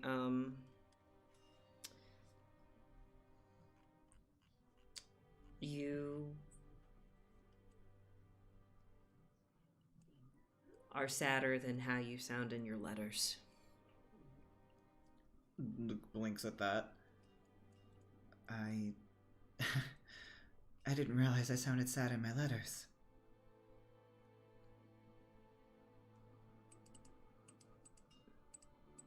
It's a guess. When I read books and the characters are described as being sad, sometimes they think about or talk about the same things that you talk about in your letters. His brows kind of like crinkle a little bit at that, but he still is smiling, forcing a smile. Really? You might have to introduce me to some of these books. Father Sullivan was very strict on what kind of literature I could read. I just stayed in the study, read everything. Everything that she let you read, or did you manage to get your claws on some new things? When she wasn't around, I would read whatever I wanted to read. Could have always probably convinced Father to pick you something up too. I mean, he practically saw you as a son as well.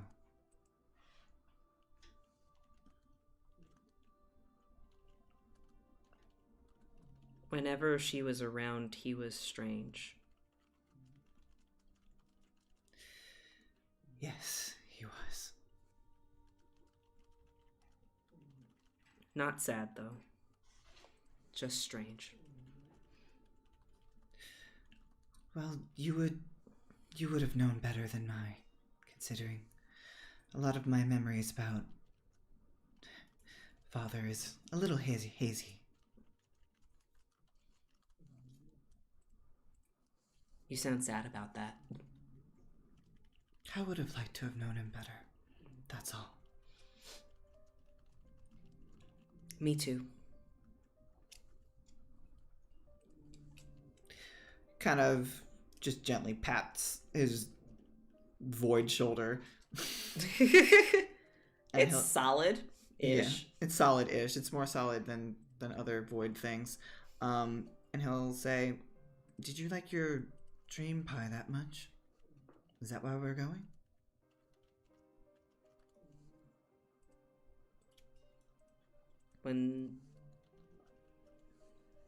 I don't think it worked. No? No. Maybe it doesn't work on tieflings. Maybe. I can see where they could be dangerous. I'd never had dreams like that before.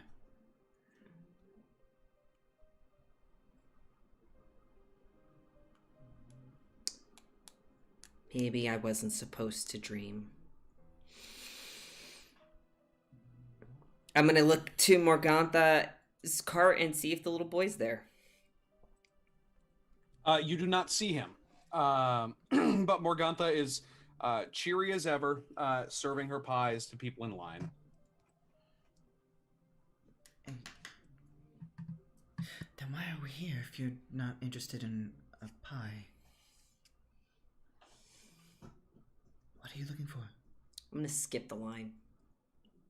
Right. Hello there, dear. Come on back now. There is a bit of a line. I don't mean to be rude. That fucking song. It scares the shit out of me every I'm time. telling you, she's Mrs. Lovett. Even the music wants you to think that little boy's in a pie. Where did you put the boy? Luke, who's kind of like skirting a little bit past, trying to be respectful of being behind a vendor's space. Go ahead. He's not saying anything. He's just... Okay. She will say, "Sorry, love." The boy.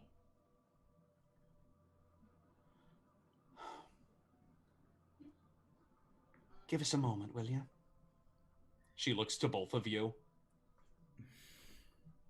And then she will turn rapidly back to her customers. There's only a few more people in line, but she will hastily serve them and kind of turn them away and flip the sign, slightly to close, so she doesn't have any more stragglers coming up. And she turns and she looks at you, Riley, and says, "You saw that, did you?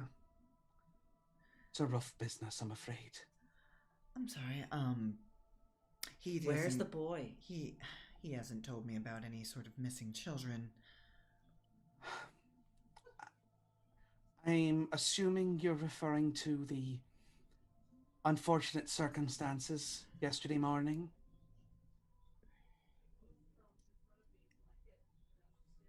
What do you think you saw, Riley? You had a boy. Yes, I did. I don't know where you went with him. She will look at you, Riley, and then kind of turn to Luke and say,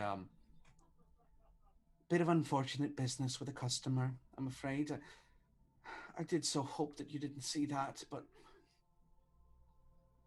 there is a bit of a downside to the sort of service I provide. Some people find they can't quite live without the dreams. They get desperate for it. And I'm not one to turn anyone away. I don't know anyone's circumstances, but when people don't have money, they try to barter. They try to give me away valuables and heirlooms, and I turn them all away, and then every once in a while, you see how far some people have fallen. A man came to me yesterday offering a child in return for a pie.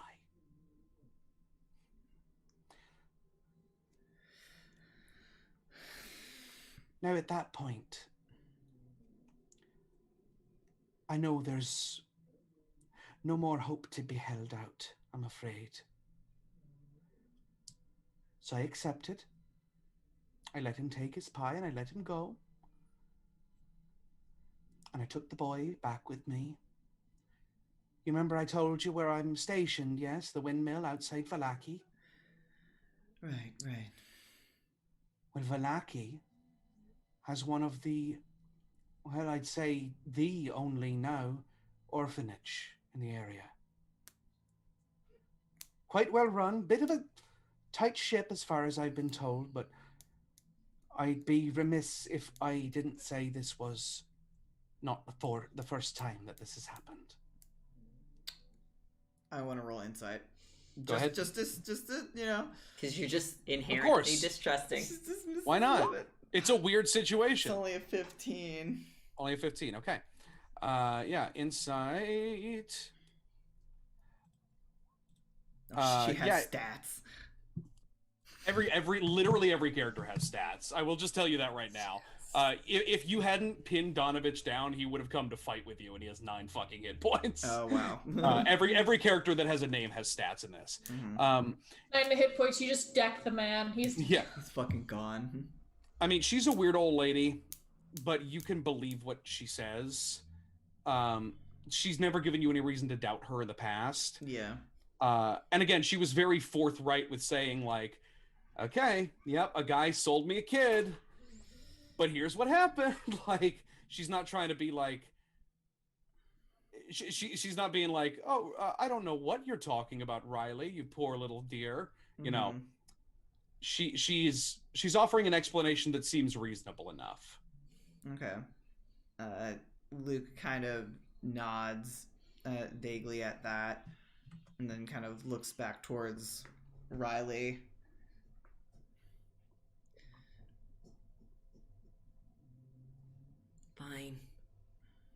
Fine. I'm sorry, dear. Did that upset you? I don't mean for it to. We just have, we have abandonment issues with our own parents, so. I'm afraid you'll find a lot of that out here. But I'm doing my part as best as I can. I didn't even get the poor little dear's name. He was totally... Well, if he could speak, he wasn't going to. Right, well, we're actually heading out in that direction, so... You are? Yes, we, Got your business here finished, then? For now, I think. Maybe we'll come back at some point, but... maybe if he's inclined, we'll go check the orphanage. Of course, lovely place.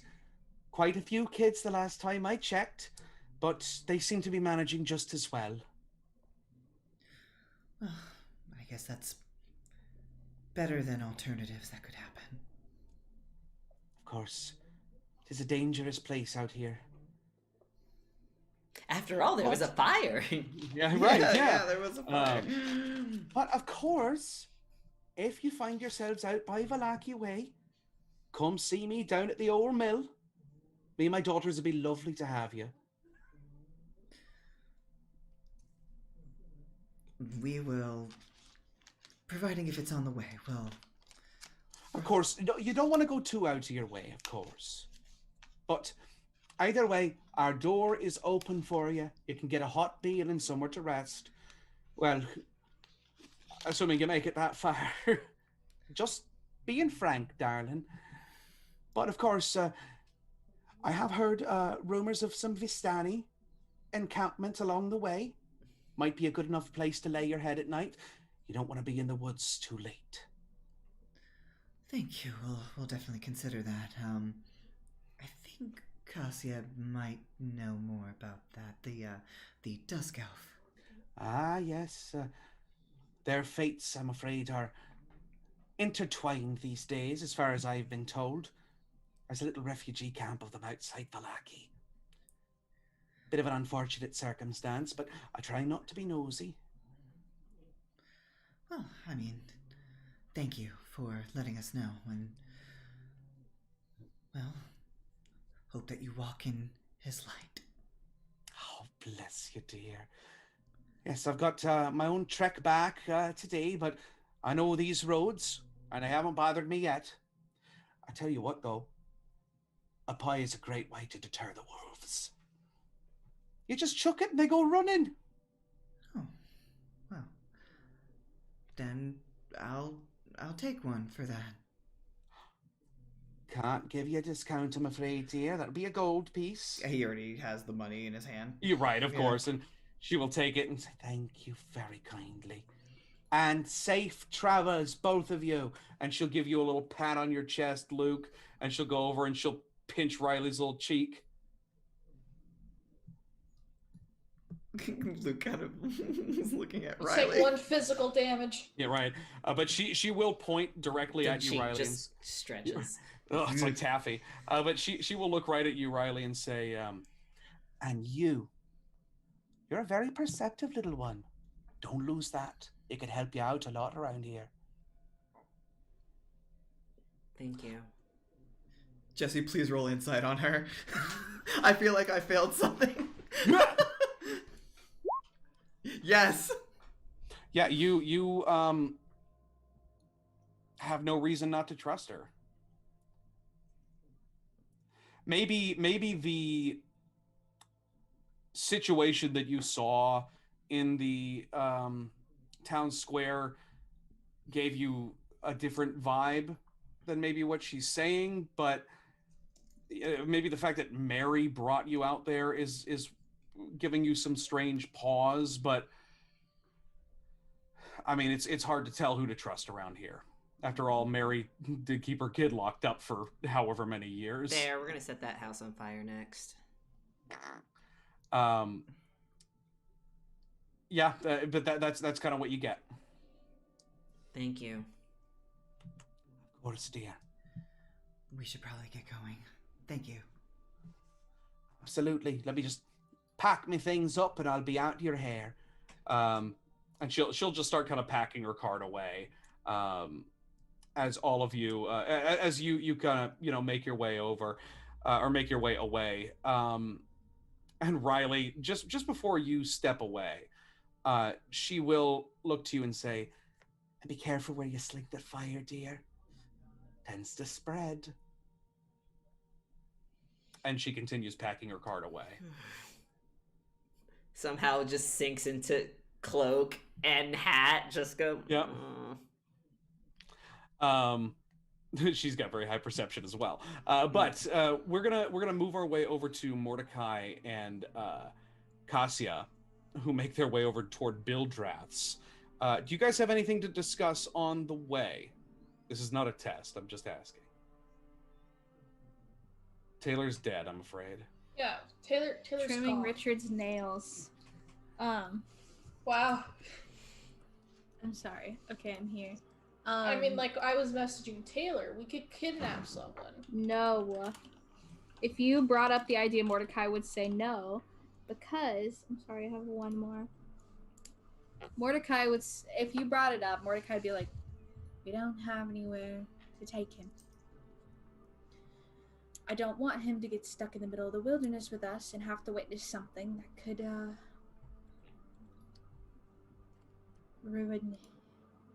hurt him." We see them watching the mercantile, and you see the hulking form of Periwimple taking some garbage out around back as they're discussing this. Maybe there is a chance. Well, we're traveling, right? You can Right. just come along, and maybe we find a place to stay for a while. It's too dangerous out there. Right, and I've been living out there my entire life.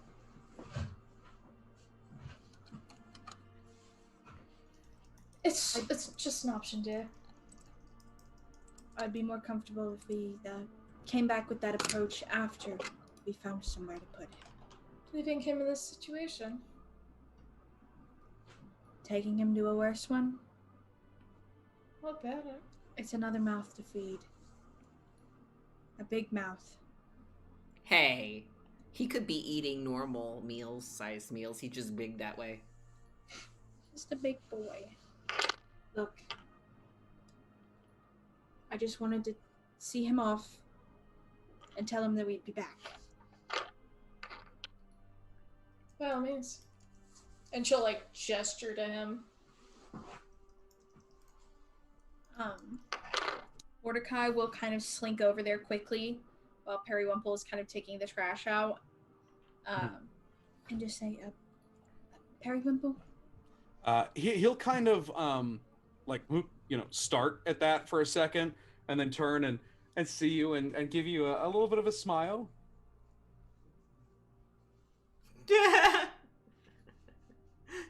This is all Taylor wants. Just This is my D&D weakness. Mordecai will say, yeah, I do love me some adoptables. Yeah, but they're not taking him. hope you liked the present I left you. He will reach into his apron pocket and pull out this little tiny mouse that's already got like a little bit of a popped seam, because you can tell he's been very much petting it. But he just like nods and he goes to hand it back to you. Oh, no. I mean, he'll take it and kind of quickly fix the stitch. He watches This is- amazed. It's for you. I figured it might bring some joy. But I wanted to let you know that we were leaving, but I'll be back. I will. And hopefully bring you something bigger and nicer.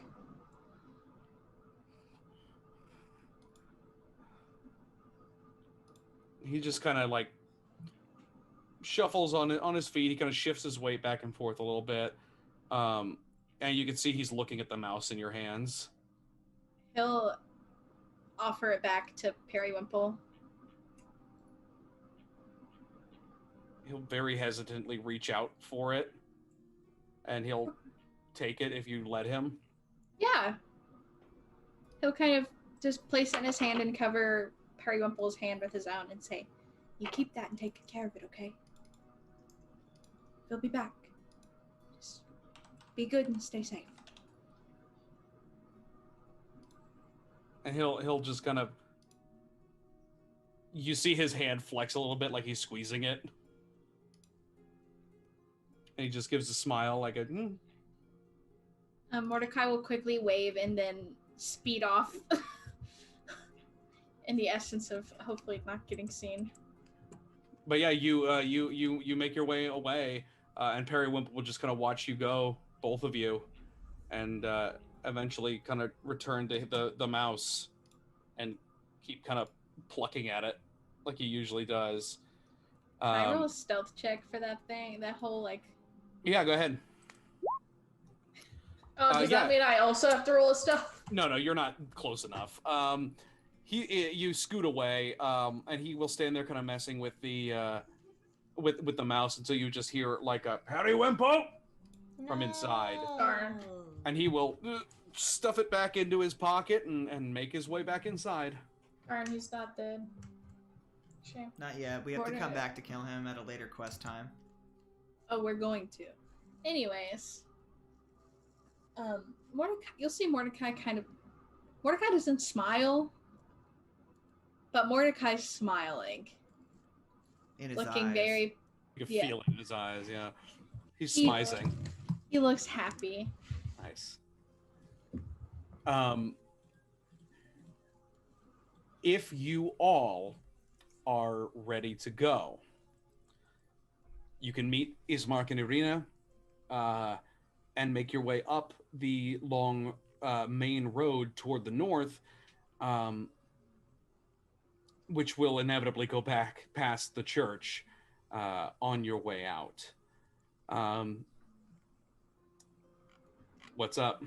I was gonna say, do we see a dead man? I was gonna say, do we see something terrible? Is there weird necromancy happening right now? There's no necromancy happening, but I will say, as you're kind of making your way up toward the church, kind of in the distance, you will hear the church bell toll rather loudly, just once, and it just kind of hangs that note in the air. Yeah. Yeah. Yeah? Yep. He hung himself from the bell. Yeah. That would be yup. Anyway. Do you want to investigate, or you want to keep moving? Oh, just keep moving. Are we gonna get to the cards? I don't think we are at this point. You're gonna get to a part of the cards. Part of the cards. Oh my God, Then believe I in the don't heart of wanna the cards. investigate. Julian, we have like an hour left, so I mean, like. Don't be a nerd. I feel like it's more aesthetically appropriate for us to just walk away. To just move on, yeah. We just assume. Your assumption is correct. As later on, pillagers will find the hanging body and a note quite elegantly scrawled, starting with the phrase, "That night, that accursed night." And you make your way to the north. The cold open was his suicide note. Oopsie. You make your way out of the town to the north as I close every tab on accident. It's okay. We're here. We're fine. It's good. What happened when I tab a curse? You on your journey out on the road out of the village, Irina and Ismark are stepping relatively lively. Irina, both of them have kind of cobbled together some armor from the supplies left. Irina wearing some studded leathers, with a sword at her hip that is kind of jangling a little bit loosely, but within arm's reach. As you make your way down the faded road, you find yourselves crossing a crumbling stone bridge over the river Ivlis, following the road to the west until you reach a small crossroads. An old wooden gallows creaks in a chill wind that blows down from the high ground to the west. A frayed length of rope dances from its beam. The well-worn road splits here, and a signpost opposite the gallows points off in 3 directions. Barovia Village to the east, Ser Pool to the northwest, and Ravenloft/Valaki to the southwest. The northwest fork slants down and disappears into the trees, while the southwest fork clings to an upward slope. Across from the gallows, a low wall, crumbling in places, partially encloses a small plot of graves, shrouded in fog. There is literally a fork in the road. What do you guys want to do? Does this place look familiar, or is it just The strange? place does not. The names on the signs do. Obviously, Ravenloft being the castle itself, Valaki being the town you're supposed to go to. This is like branching southwest, and then there's a road branching northwest.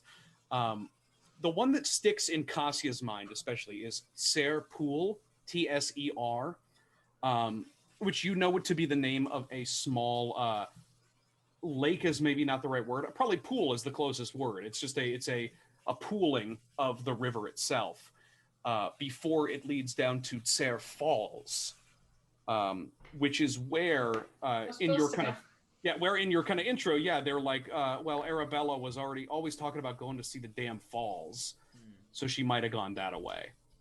Roll me a history check, Cassia. Only Cassia. Oh boy, where is history? I don't know. Yeah, you don't know the connection between these two places, Ser Pool and Ser Falls. Allegedly, they're probably relatively near each other, but besides that, there's not really, much connecting them in your mind. Okay. She'll mention, well, if we go this way, we might be able to see the body of a child that I was supposed to find before I got knocked out. Is that... Body of a child. I was sent to go retrieve a runaway child from my camp.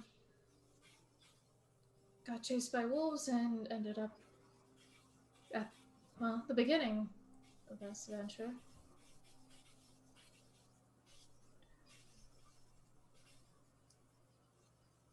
Do you think that there's a possibility she's still alive?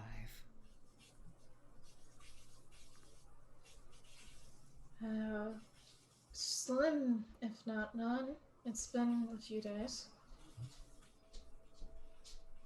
No. This child, is she an elf like yourself? Was she? She's Vistana.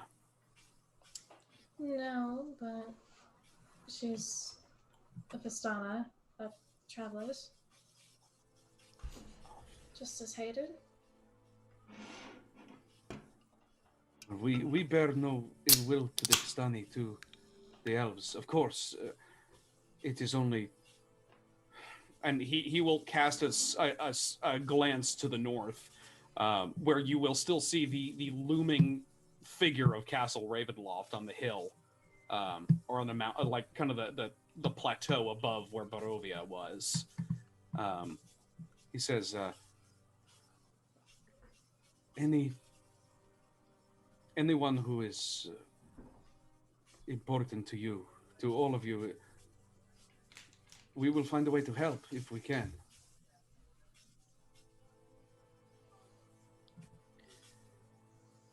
She'll look to the group.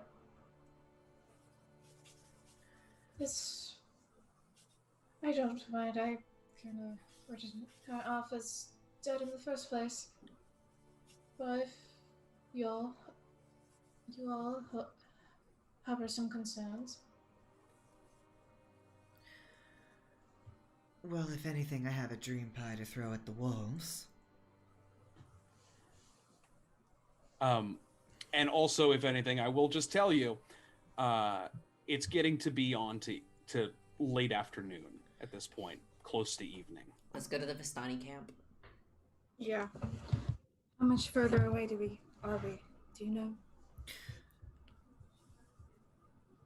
Well, there's supposed to be a Vistani camp just outside Vallaki, but I don't know how far we are away from Vallaki. This one that he is referring to, Cassia, is where you live.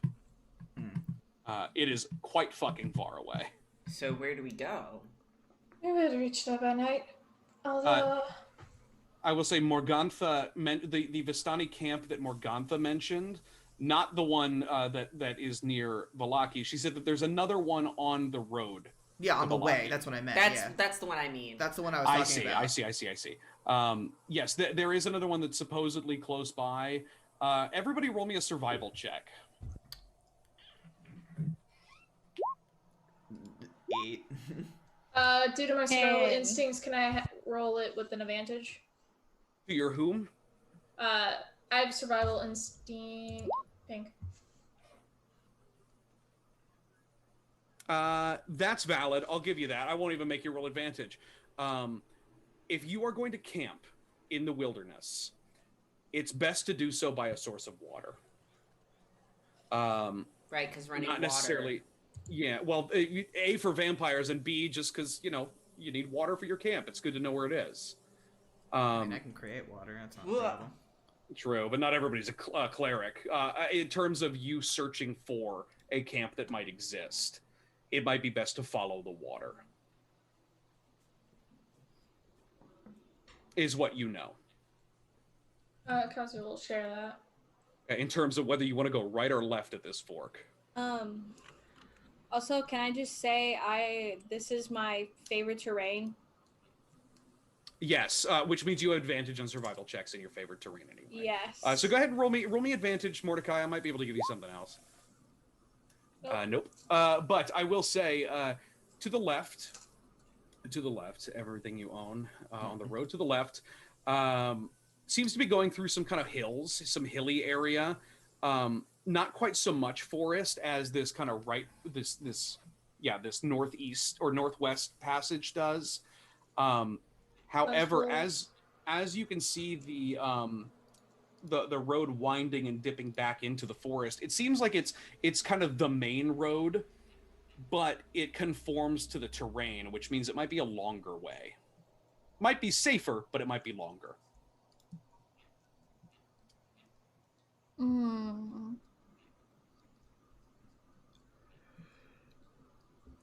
High risk, high reward?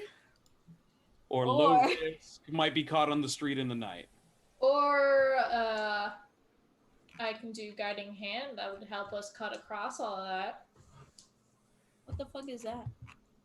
Why, it summons an actual fucking hand. Funny Look hand. Look at it. I can just cast guidance, like fun. whenever we're trying to suss something out, as long as we have time to spare. I get a tiny hand. So based on what you have kind of sussed out about this place, southwest is the main road. It'll be a little bit more carved through the forest, but it's going to be a longer journey. Northwest, god damn it, cuts into the forest a little bit, but it's also going to follow the water. It's the most likely place for this camp of Vistani. If you believe that they're trustworthy enough to go and see if you can seek shelter for the night. God, I don't know. I feel like we're screwed either way. True. Let's Damned try if going we do, to damned if we don't. So let's pick a side and let's go. Let's go to the camp. The camp, you're going to take the right-hand fork. You're going to go to the northwest. Following the water. Follow the water. And if it helps, I can spend like a minute just doing this. Doing your guiding hand. Yeah. Someone in history must have visited and mapped it. Yeah, that's fine. But I will say, as you make your choice and begin to move past these crossroads, past these gallows, you will hear a creaking noise behind you, coming from the gallows itself. Luke looks back, expecting undead. Turn around. Where there was nothing before, now hangs a lifeless body. The breeze turns the hanged figure slowly, that it can fix its dead eyes upon you. Hanging from the rope is the form of a slender blonde figure, covered in deep claw marks, wearing a tattered jacket embroidered with blood-stained sunflowers. I'm making a face. Do we see this? The rest of you see the body of a Barovian you've never seen before. It's a shame.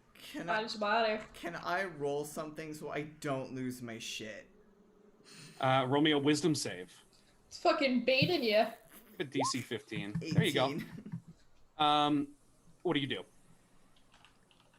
Luke sees that and he hears what everyone else is saying, like, oh, so sad, poor Barovian guy. And Luke's eyes just kind of fill up with tears, but he kind of blinks them to keep them from falling. And then he'll say, "That wasn't there before." And everybody else will know that to be true. As it just kind of swings side to side. It's not turning anymore. It's just locked eyes with Luke. Yeah, did a Blair Witch jump scare. I see something very different. What do you see? Someone I miss very much. Oh, then it might be an enchanted, well, gallows, leading you to your eventual death. I wouldn't go near it. What'd you say? What was the last thing you said? I wouldn't go near it. I thought you said I'm going to go near it. I was Oh. like, Oh, no. She's gonna go touch the butt. yes, I know it's Oh, she's not. swimming out to sea. I don't see the. Whatever. It's fine. I know it's not him. He's not here. He didn't die here. And as you say that, I know it's not him. The body begins to rapidly decay and melt until nothing remains anymore. Does everyone else see this thing rapidly decay? Yes. Something is trying to play with us. All right. I mean, why else would a gallows be at a crossroads? So that Other everyone things can and- come and see. Let's just ignore it. We don't have the most time in the world. Yes, let's go. Looks down to tiny dragon hand skitter. Are you all right? I'll be fine. Another trick of the devil, I suppose. I guess he's playing tricks on me too. Maybe he didn't She'll- like what she'll- you said. Wait, what'd you say? Maybe he didn't like what you said. Perhaps. I don't think he liked what any of us said. As you turn to begin to keep moving down the road. The road gradually disappears and is replaced by a twisted, muddy path through the trees. Deep ruts in the earth are evidence of the coming and going of wagons, it seems. The canopy of mist and branches suddenly gives way to black clouds boiling far above. There is a clearing here, next to a river that widens to form a small lake several hundred feet across. 5 colorful round tents, each 10 feet in diameter, are pitched outside a ring of 4 barrel-topped wagons. A much larger tent stands near the shore of the lake, its sagging form lit from within. Near this tent, 8 unbridled horses drink from the river. The mournful strains of an accordion clash with the singing of several brightly clad figures around a bonfire. The footpath continues beyond the encampment, meandering north between the river and forest's edge. Mordecai, it's the damnedest thing, but you recognize one of those wagons. Hmm. It's the very wagon you were sent to deal with outside the walls of Daggerford. Mordecai's just gonna stop still in his tracks and just blink. What is long? What's going on?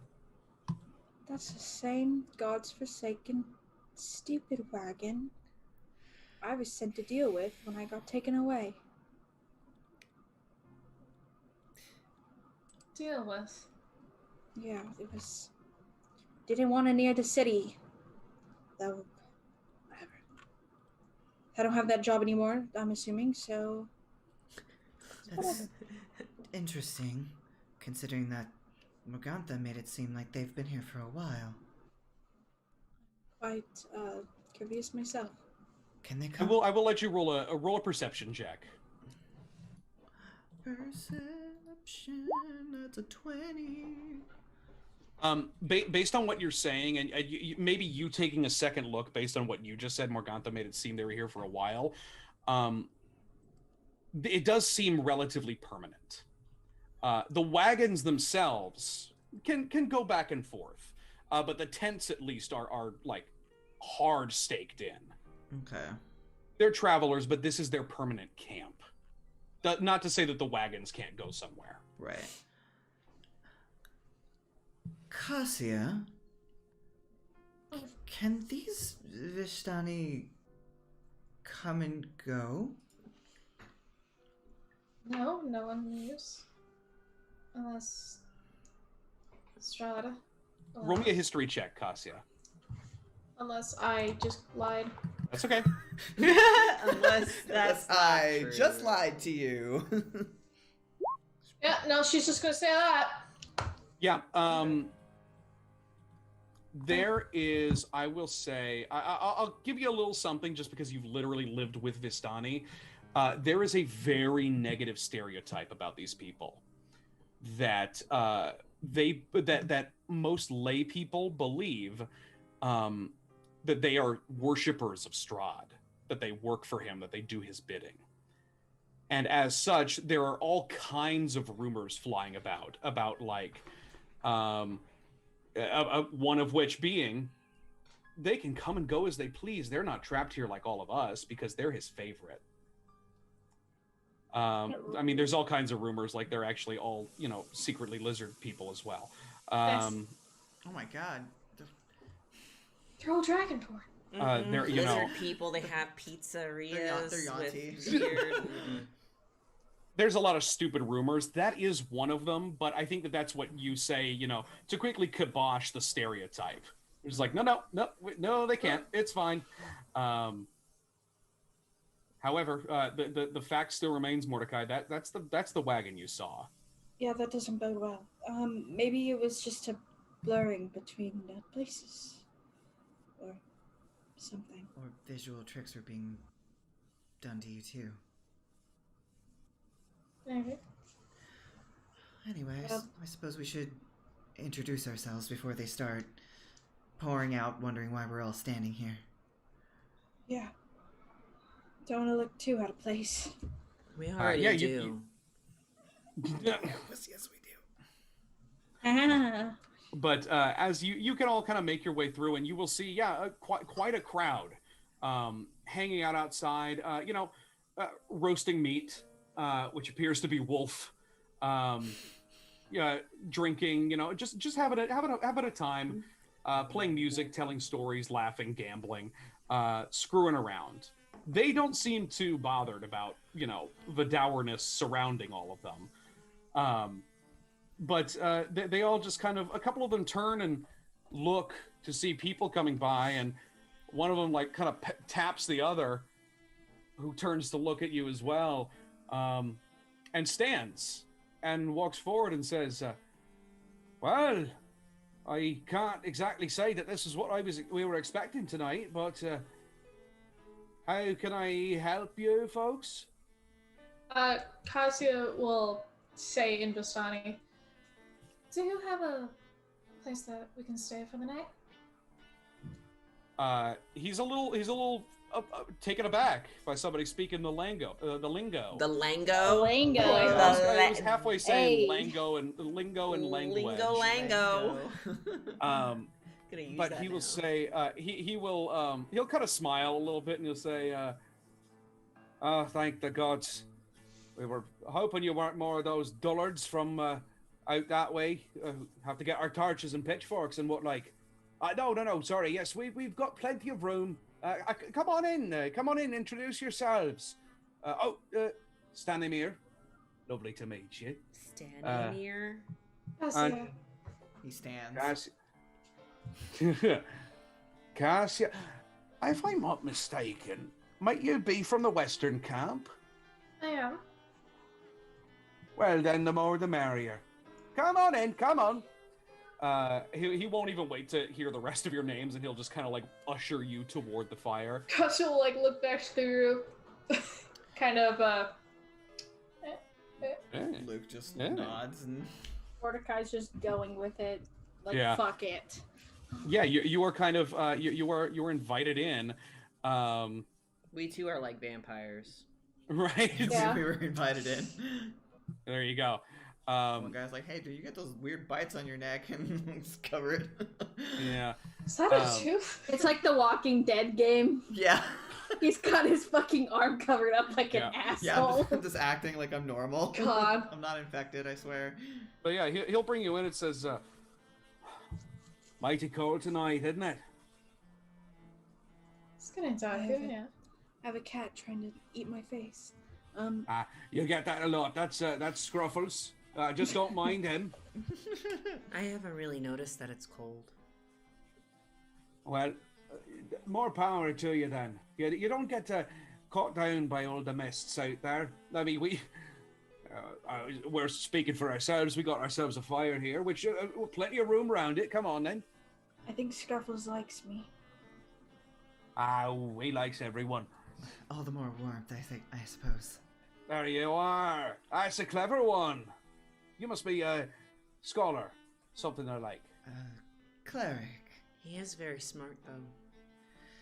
Now, Riley, I only have a +1 to my intelligence. I have a 0, so you're smarter than I me. have a -2. Oh no. Might I? "This is the dumb bitch squad. What is going on?" We are stupid. I have a +1. Anyways, Mordecai and Luke are the smartest ones. Big brains over here. do you mind if I ask a question about that wagon over there? Oh, yeah, just, yeah, everybody likes to look at the colours. To be honest, I don't know why we started doing it like that, but it's a fun, you got to have a little bit of light, right? Right. Show some personality. That's the one. Exactly, a little bit of light. I do enjoy it, but I believe Careful, I Mordecai. what? As she's like, Don't make them feel don't- weird. don't say the imply. rumor. You're just kicked out. Oh, Mordecai will stop. Just kind of put the cat down because he's trying to eat my mouse cord. Of course. I think what my friend's trying to say is that he saw something that looked very similar back where he is working. Right. I figured they were associated, from the same place. Trying to help you with your -2 charisma. Right. Oh, tell you what, don't that look familiar? And he'll kind of like turn to his friend, and he'll look over and go, he'll kind of nod a little bit. He'll say, Well, to tell you the truth, I think I recognize the insignia on that armor. From Daggerford, are you? Oh, thank God. Oh, yeah, I was a city guardsman there. Ah, that's a shame. Hard to find good vocation out here. Oh, we were just there not 2 days ago. Luke just kind of like side eyes Cassia. How exactly? What? Riley's like, we Did can you- leave? I was sent to ask you all to move your wagon, and then I was taken here. Oh, well, I didn't want to. Don't get me wrong. But Ah, no, there's no hard feelings. We get that quite an awful lot, I'm afraid. But, hey, well, I'm just sorry you got swept up in all this. Yeah, we make our way out to Daggerford, once, twice a year, get some trading in. how? Once again, how? Oh, haven't you heard the rumor? Big scary Vistani make their way in and out the mist like they don't matter. I just didn't know that there could be some truth. Well, we've got ourselves a little something special. Potions. Let you traverse the mist. Aye. We've got some here if you like. 25 quid a pop. Oh, I could buy them. Oh wait, no, 25 you said? Yep. Damn it, I only have 21. I have 15, so... You were like, I'm so close to just speed running out of this bitch. Oh, you're a bit far from the Wall of Mist. The world border. What, are you making your way inland? You come from Barovia way, is that right? Mordecai looks like he wants to be struck down where he stands. Yes. The lot. She'll gesture to the three main party. Oh, they're from the other, not Barovia. It's a shame I'm from Daggerford, yes. I'm originally from Neverwinter, but I came from Waterdeep. Ah, yes, lovely places. I'm afraid. Well, we'd be more than happy to take you back, but I'm afraid only works for one of us.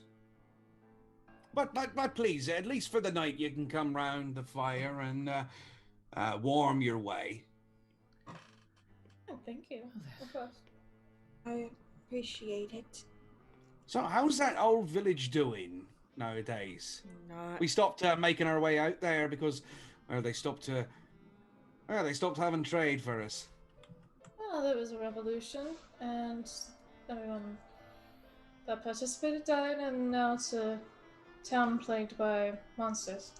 Oh, you ain't got to tell me twice. Yeah, I was there that day. That big old uprising. Mighty wizard came to this land a year ago. Everybody talks about this wizard. I can't remember his name such as the like, but I remember it sounded important. In any way. I remember it like it was yesterday besides. He stood exactly where you're standing right there. Points at Luke. Very charismatic man he was. He thought he could rally the people of Barovia against the Devil's Strahd. And he cast into a river. Ah, you've heard the story too.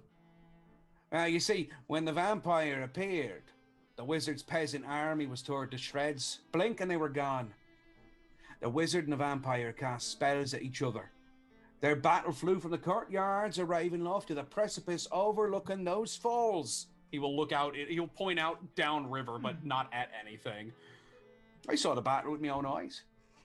Really? Thunder shook the mountainside. And he will like start to almost go into like storyteller mode as everybody around is like, oh, yeah, this one again. And great rocks tumbled down upon the wizard. Yet by his magic he survived. Lightning from the heavens struck the wizard, and again he stood his ground. But when the Devil's Strahd fell upon him, the wizard's magic couldn't save him. I saw him thrown 1,000 feet to his death. I climbed down to the river, searched for the wizard's body, see if, he had anything of value. But the river Rivers had already spirited him away. Big mood. And all of Julian's thoughts and ideas of going to the waterfall to see if anything was there is dashed. See a corpse. Well, the corpse washed down the river. There are rumors, though. Rumors of a ghost, the spirit of the mage himself, haunting Mount Baratok, up past Lake Zarovich, you see. Anyone who's fool enough to go up that mountain, they get smitten by the mad mage's angry ghost. That's just rumors, ridiculous, of course.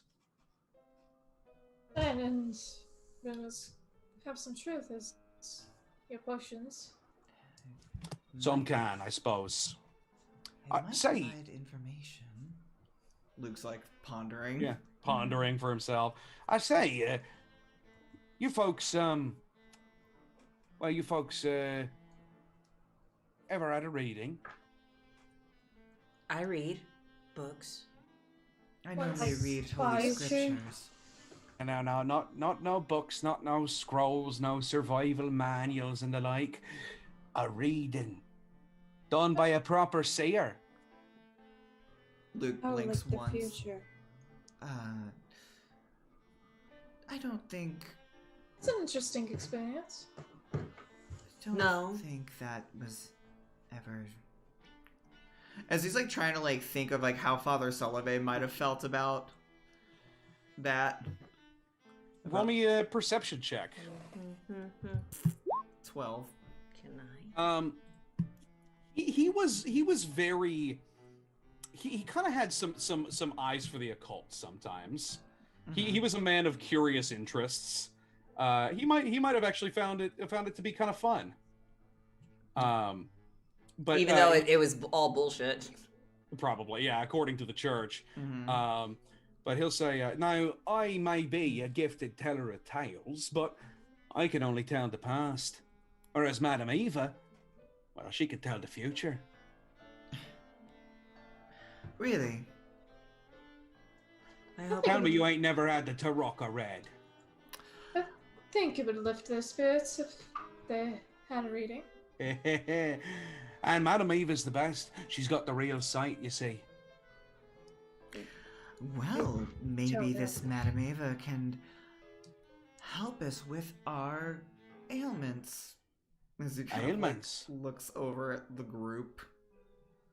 Our emotional ailments. I don't think I'm following. I think we're all severely depressed by being trapped here. I'll do that to you, I think. Most people are. I tell you what, though, Madame Eva, she can at least tell you what's coming. You might be able to prepare yourselves for it. And maybe she might direct you some which way you can get back to where yous were all looking to come from, yeah? Luke like looks into the direction of where those potions are.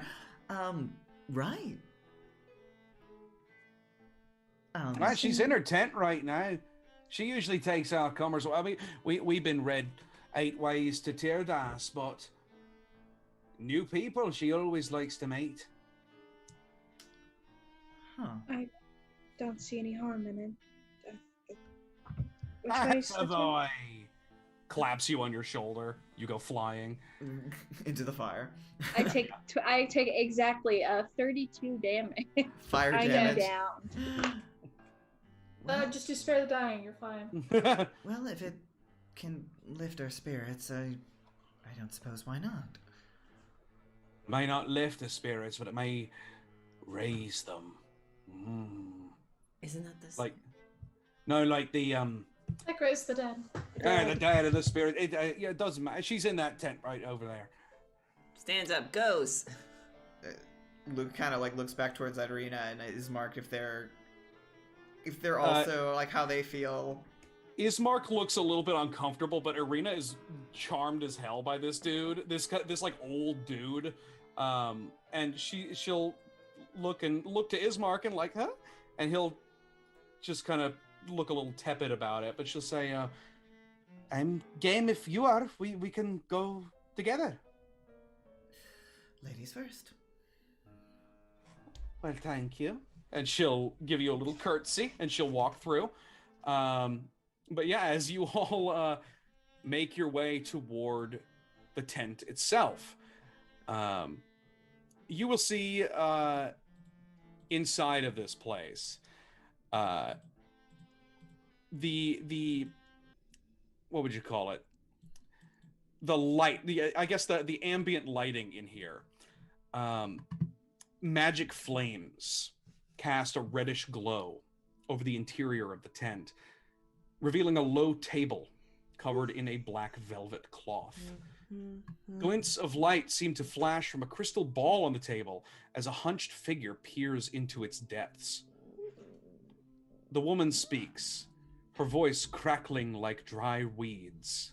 At last you've arrived. Fucking bar.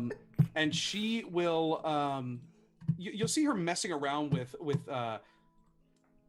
what appears to be a well-worn deck of cards as you all enter. And she will begin to lay them out on the table one at a time before even speaking to any of you. Jesse, if you wouldn't mind, we've got another image.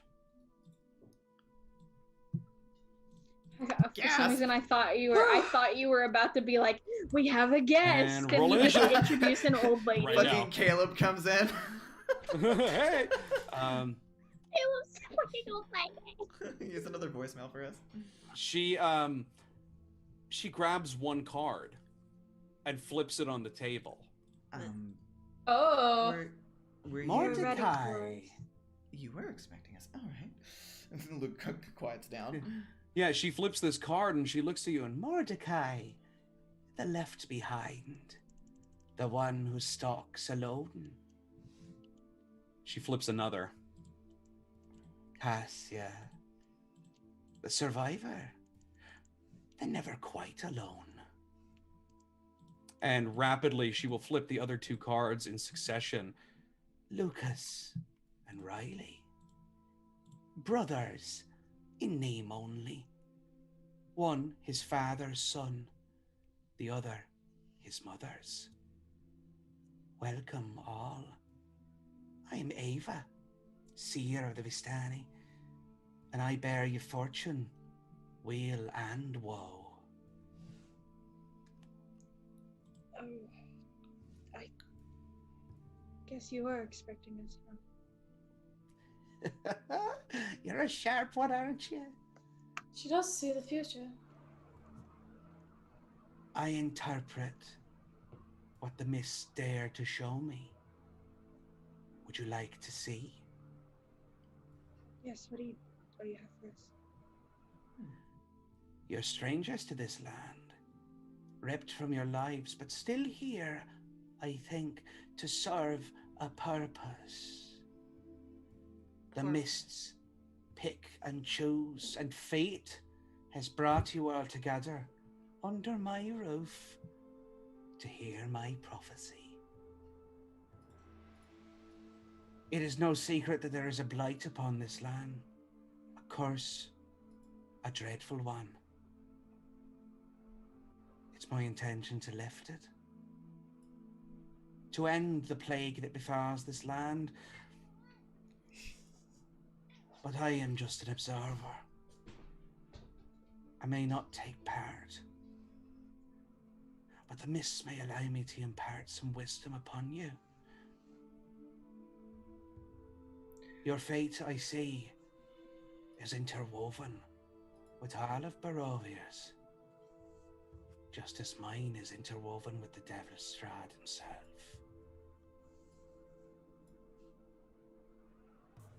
Now, if you'd like to hear, be you warned. Ain't no going back when the mists have told their tale. Luke, this might seem like nonsense to you. She's very theatrical about it. Yeah, but That's great. it doesn't change the fact that she name dropped all of us. And Yes. and I think that he can understand that there are people who get powers outside of just gods. From faith, yeah. Yeah, like, so I think he understands that. I mean, obviously Cassia is standing right next to him. So I feel like it might sound silly at first, but I think he has more perspective than just being like, it's hee hee hoo hoo. But he looks very like kind of quietly contemplating all of this.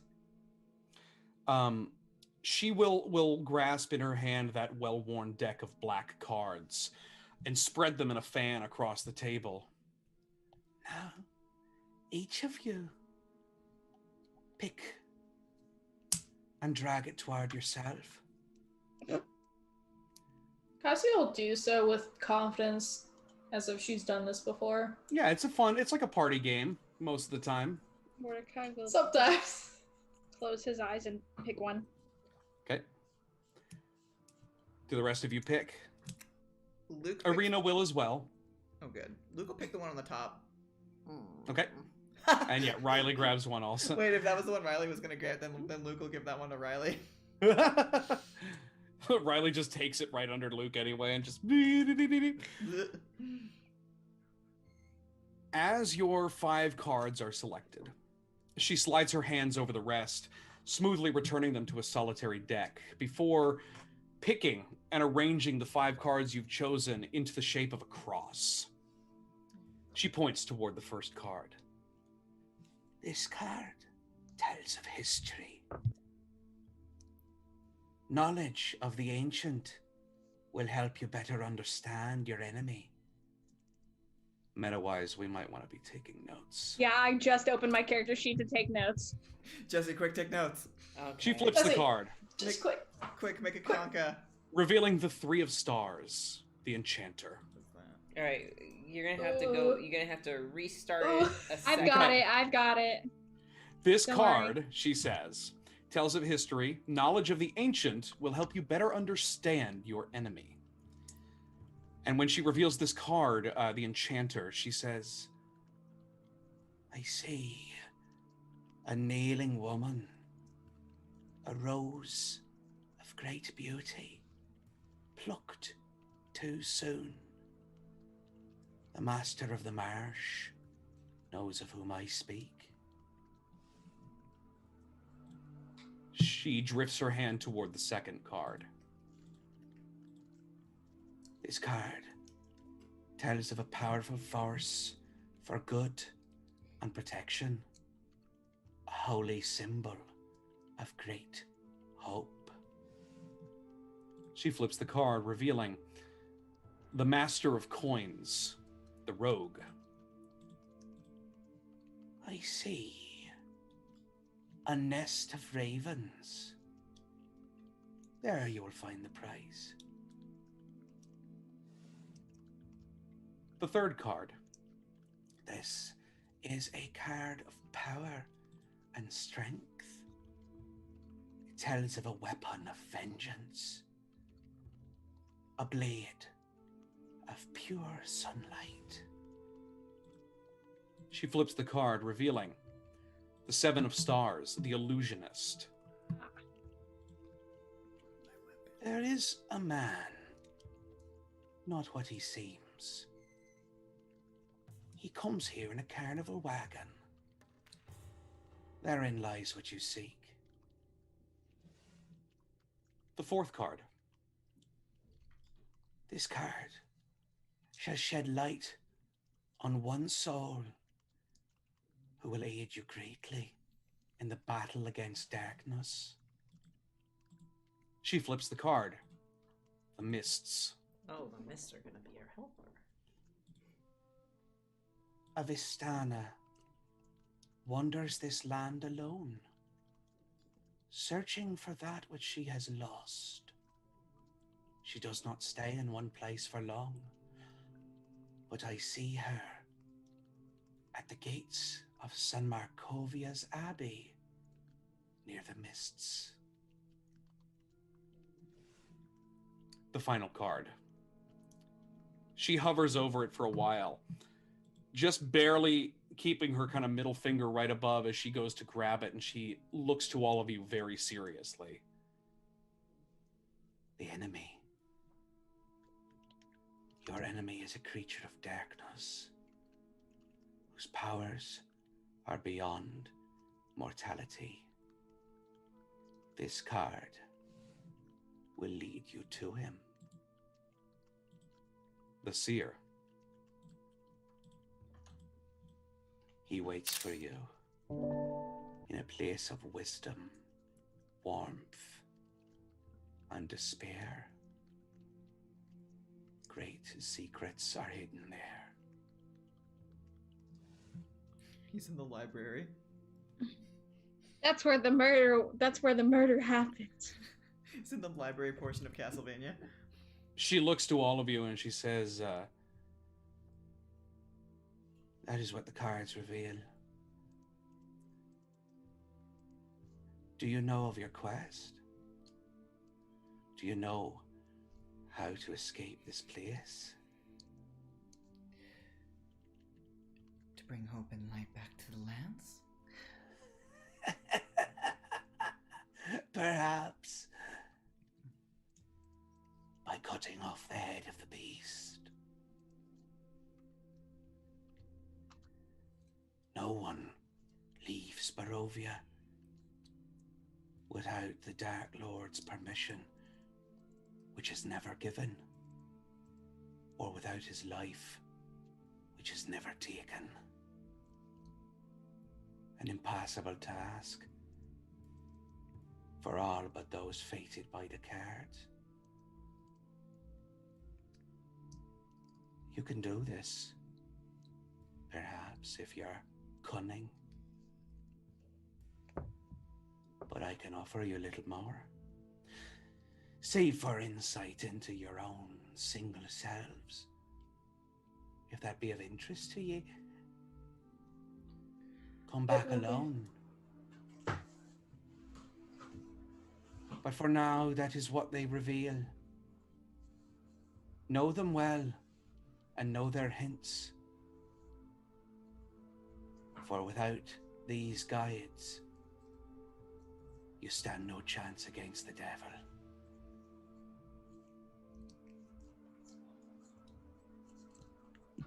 And with that, she will take her cards back. And she will shuffle them back into her deck. And smile a toothy smile at all of you. Her milky white eyes glistening in the firelight. Any questions? None from me, but thank you. Truly. Thanks be not necessary. I only interpret. Though I'd imagine most of you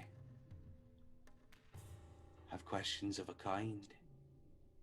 Perhaps not for me, but I might illuminate.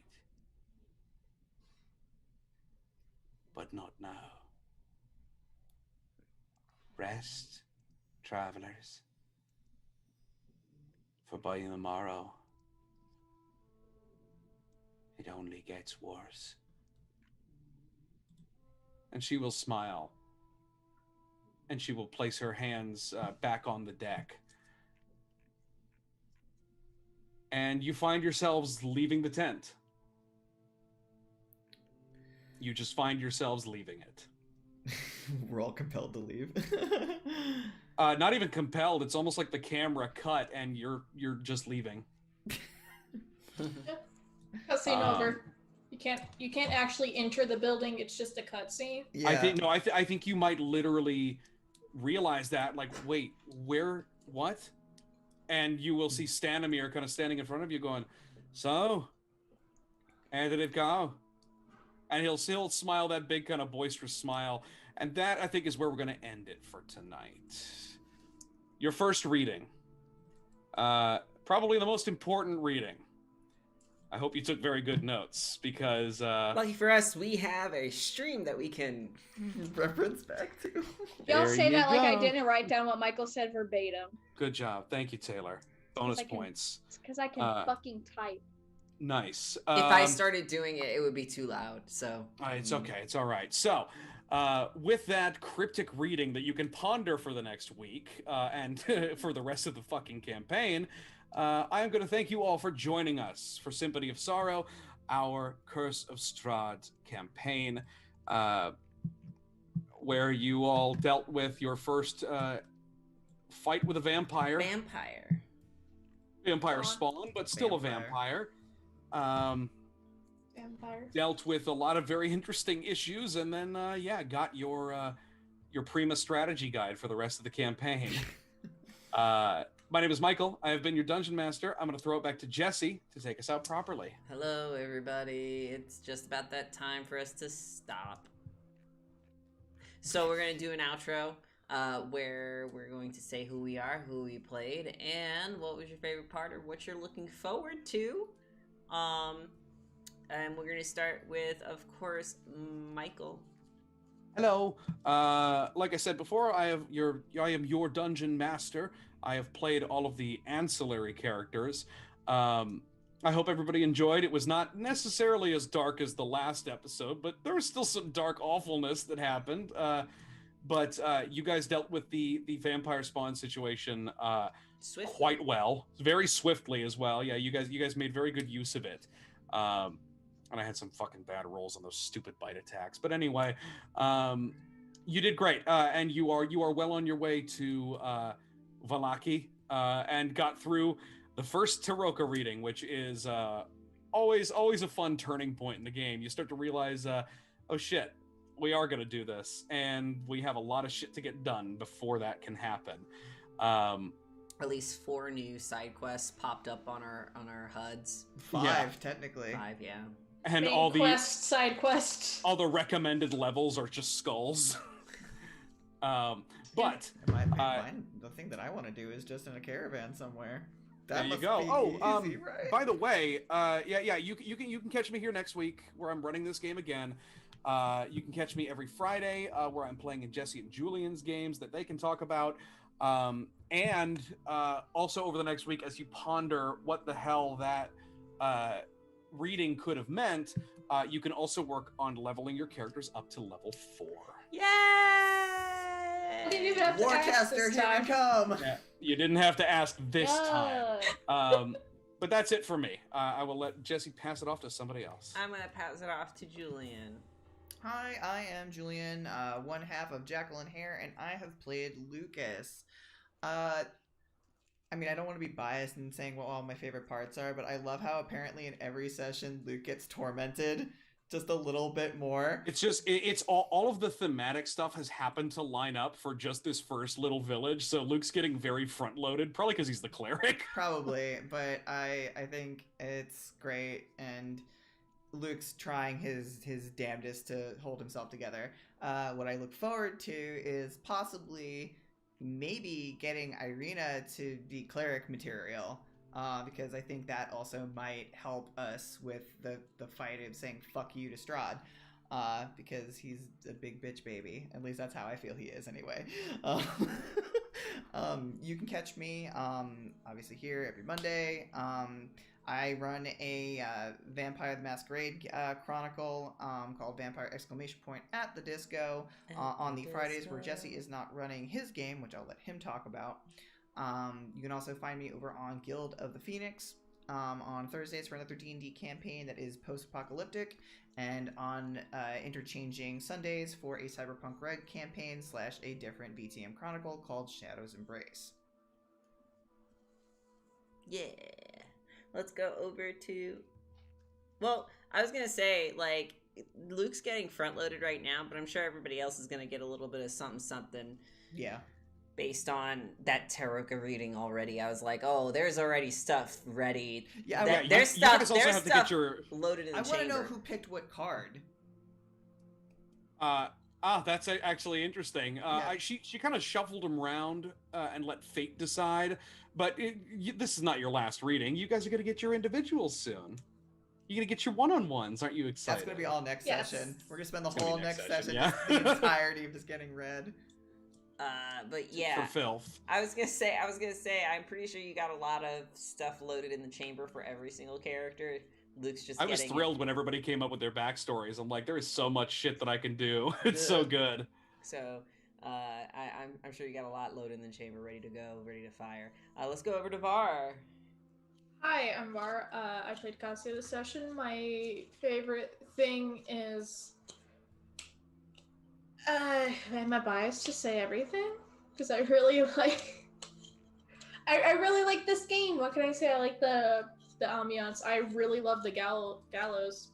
Just adding a weird, creepy thing, a temptation from Strahd to be like, hey, fuck up. I mean, it would have been a temptation if he was alive and being like, hey, Luke, come on. But he was dead. I mean, yeah. I like funky, random shit. It's It's Wild Wasteland, but but here. I'm also looking forward to getting Cassia's tarot read, well, Taroko read, because her beliefs don't necessarily completely align with the rest. So it's gonna be funny. It'll be interesting. Be fun. It'll be interesting. I play in all the other games on this channel, where in Scion I play Scorpion Boy, Psychophomp of Children. Figure that out.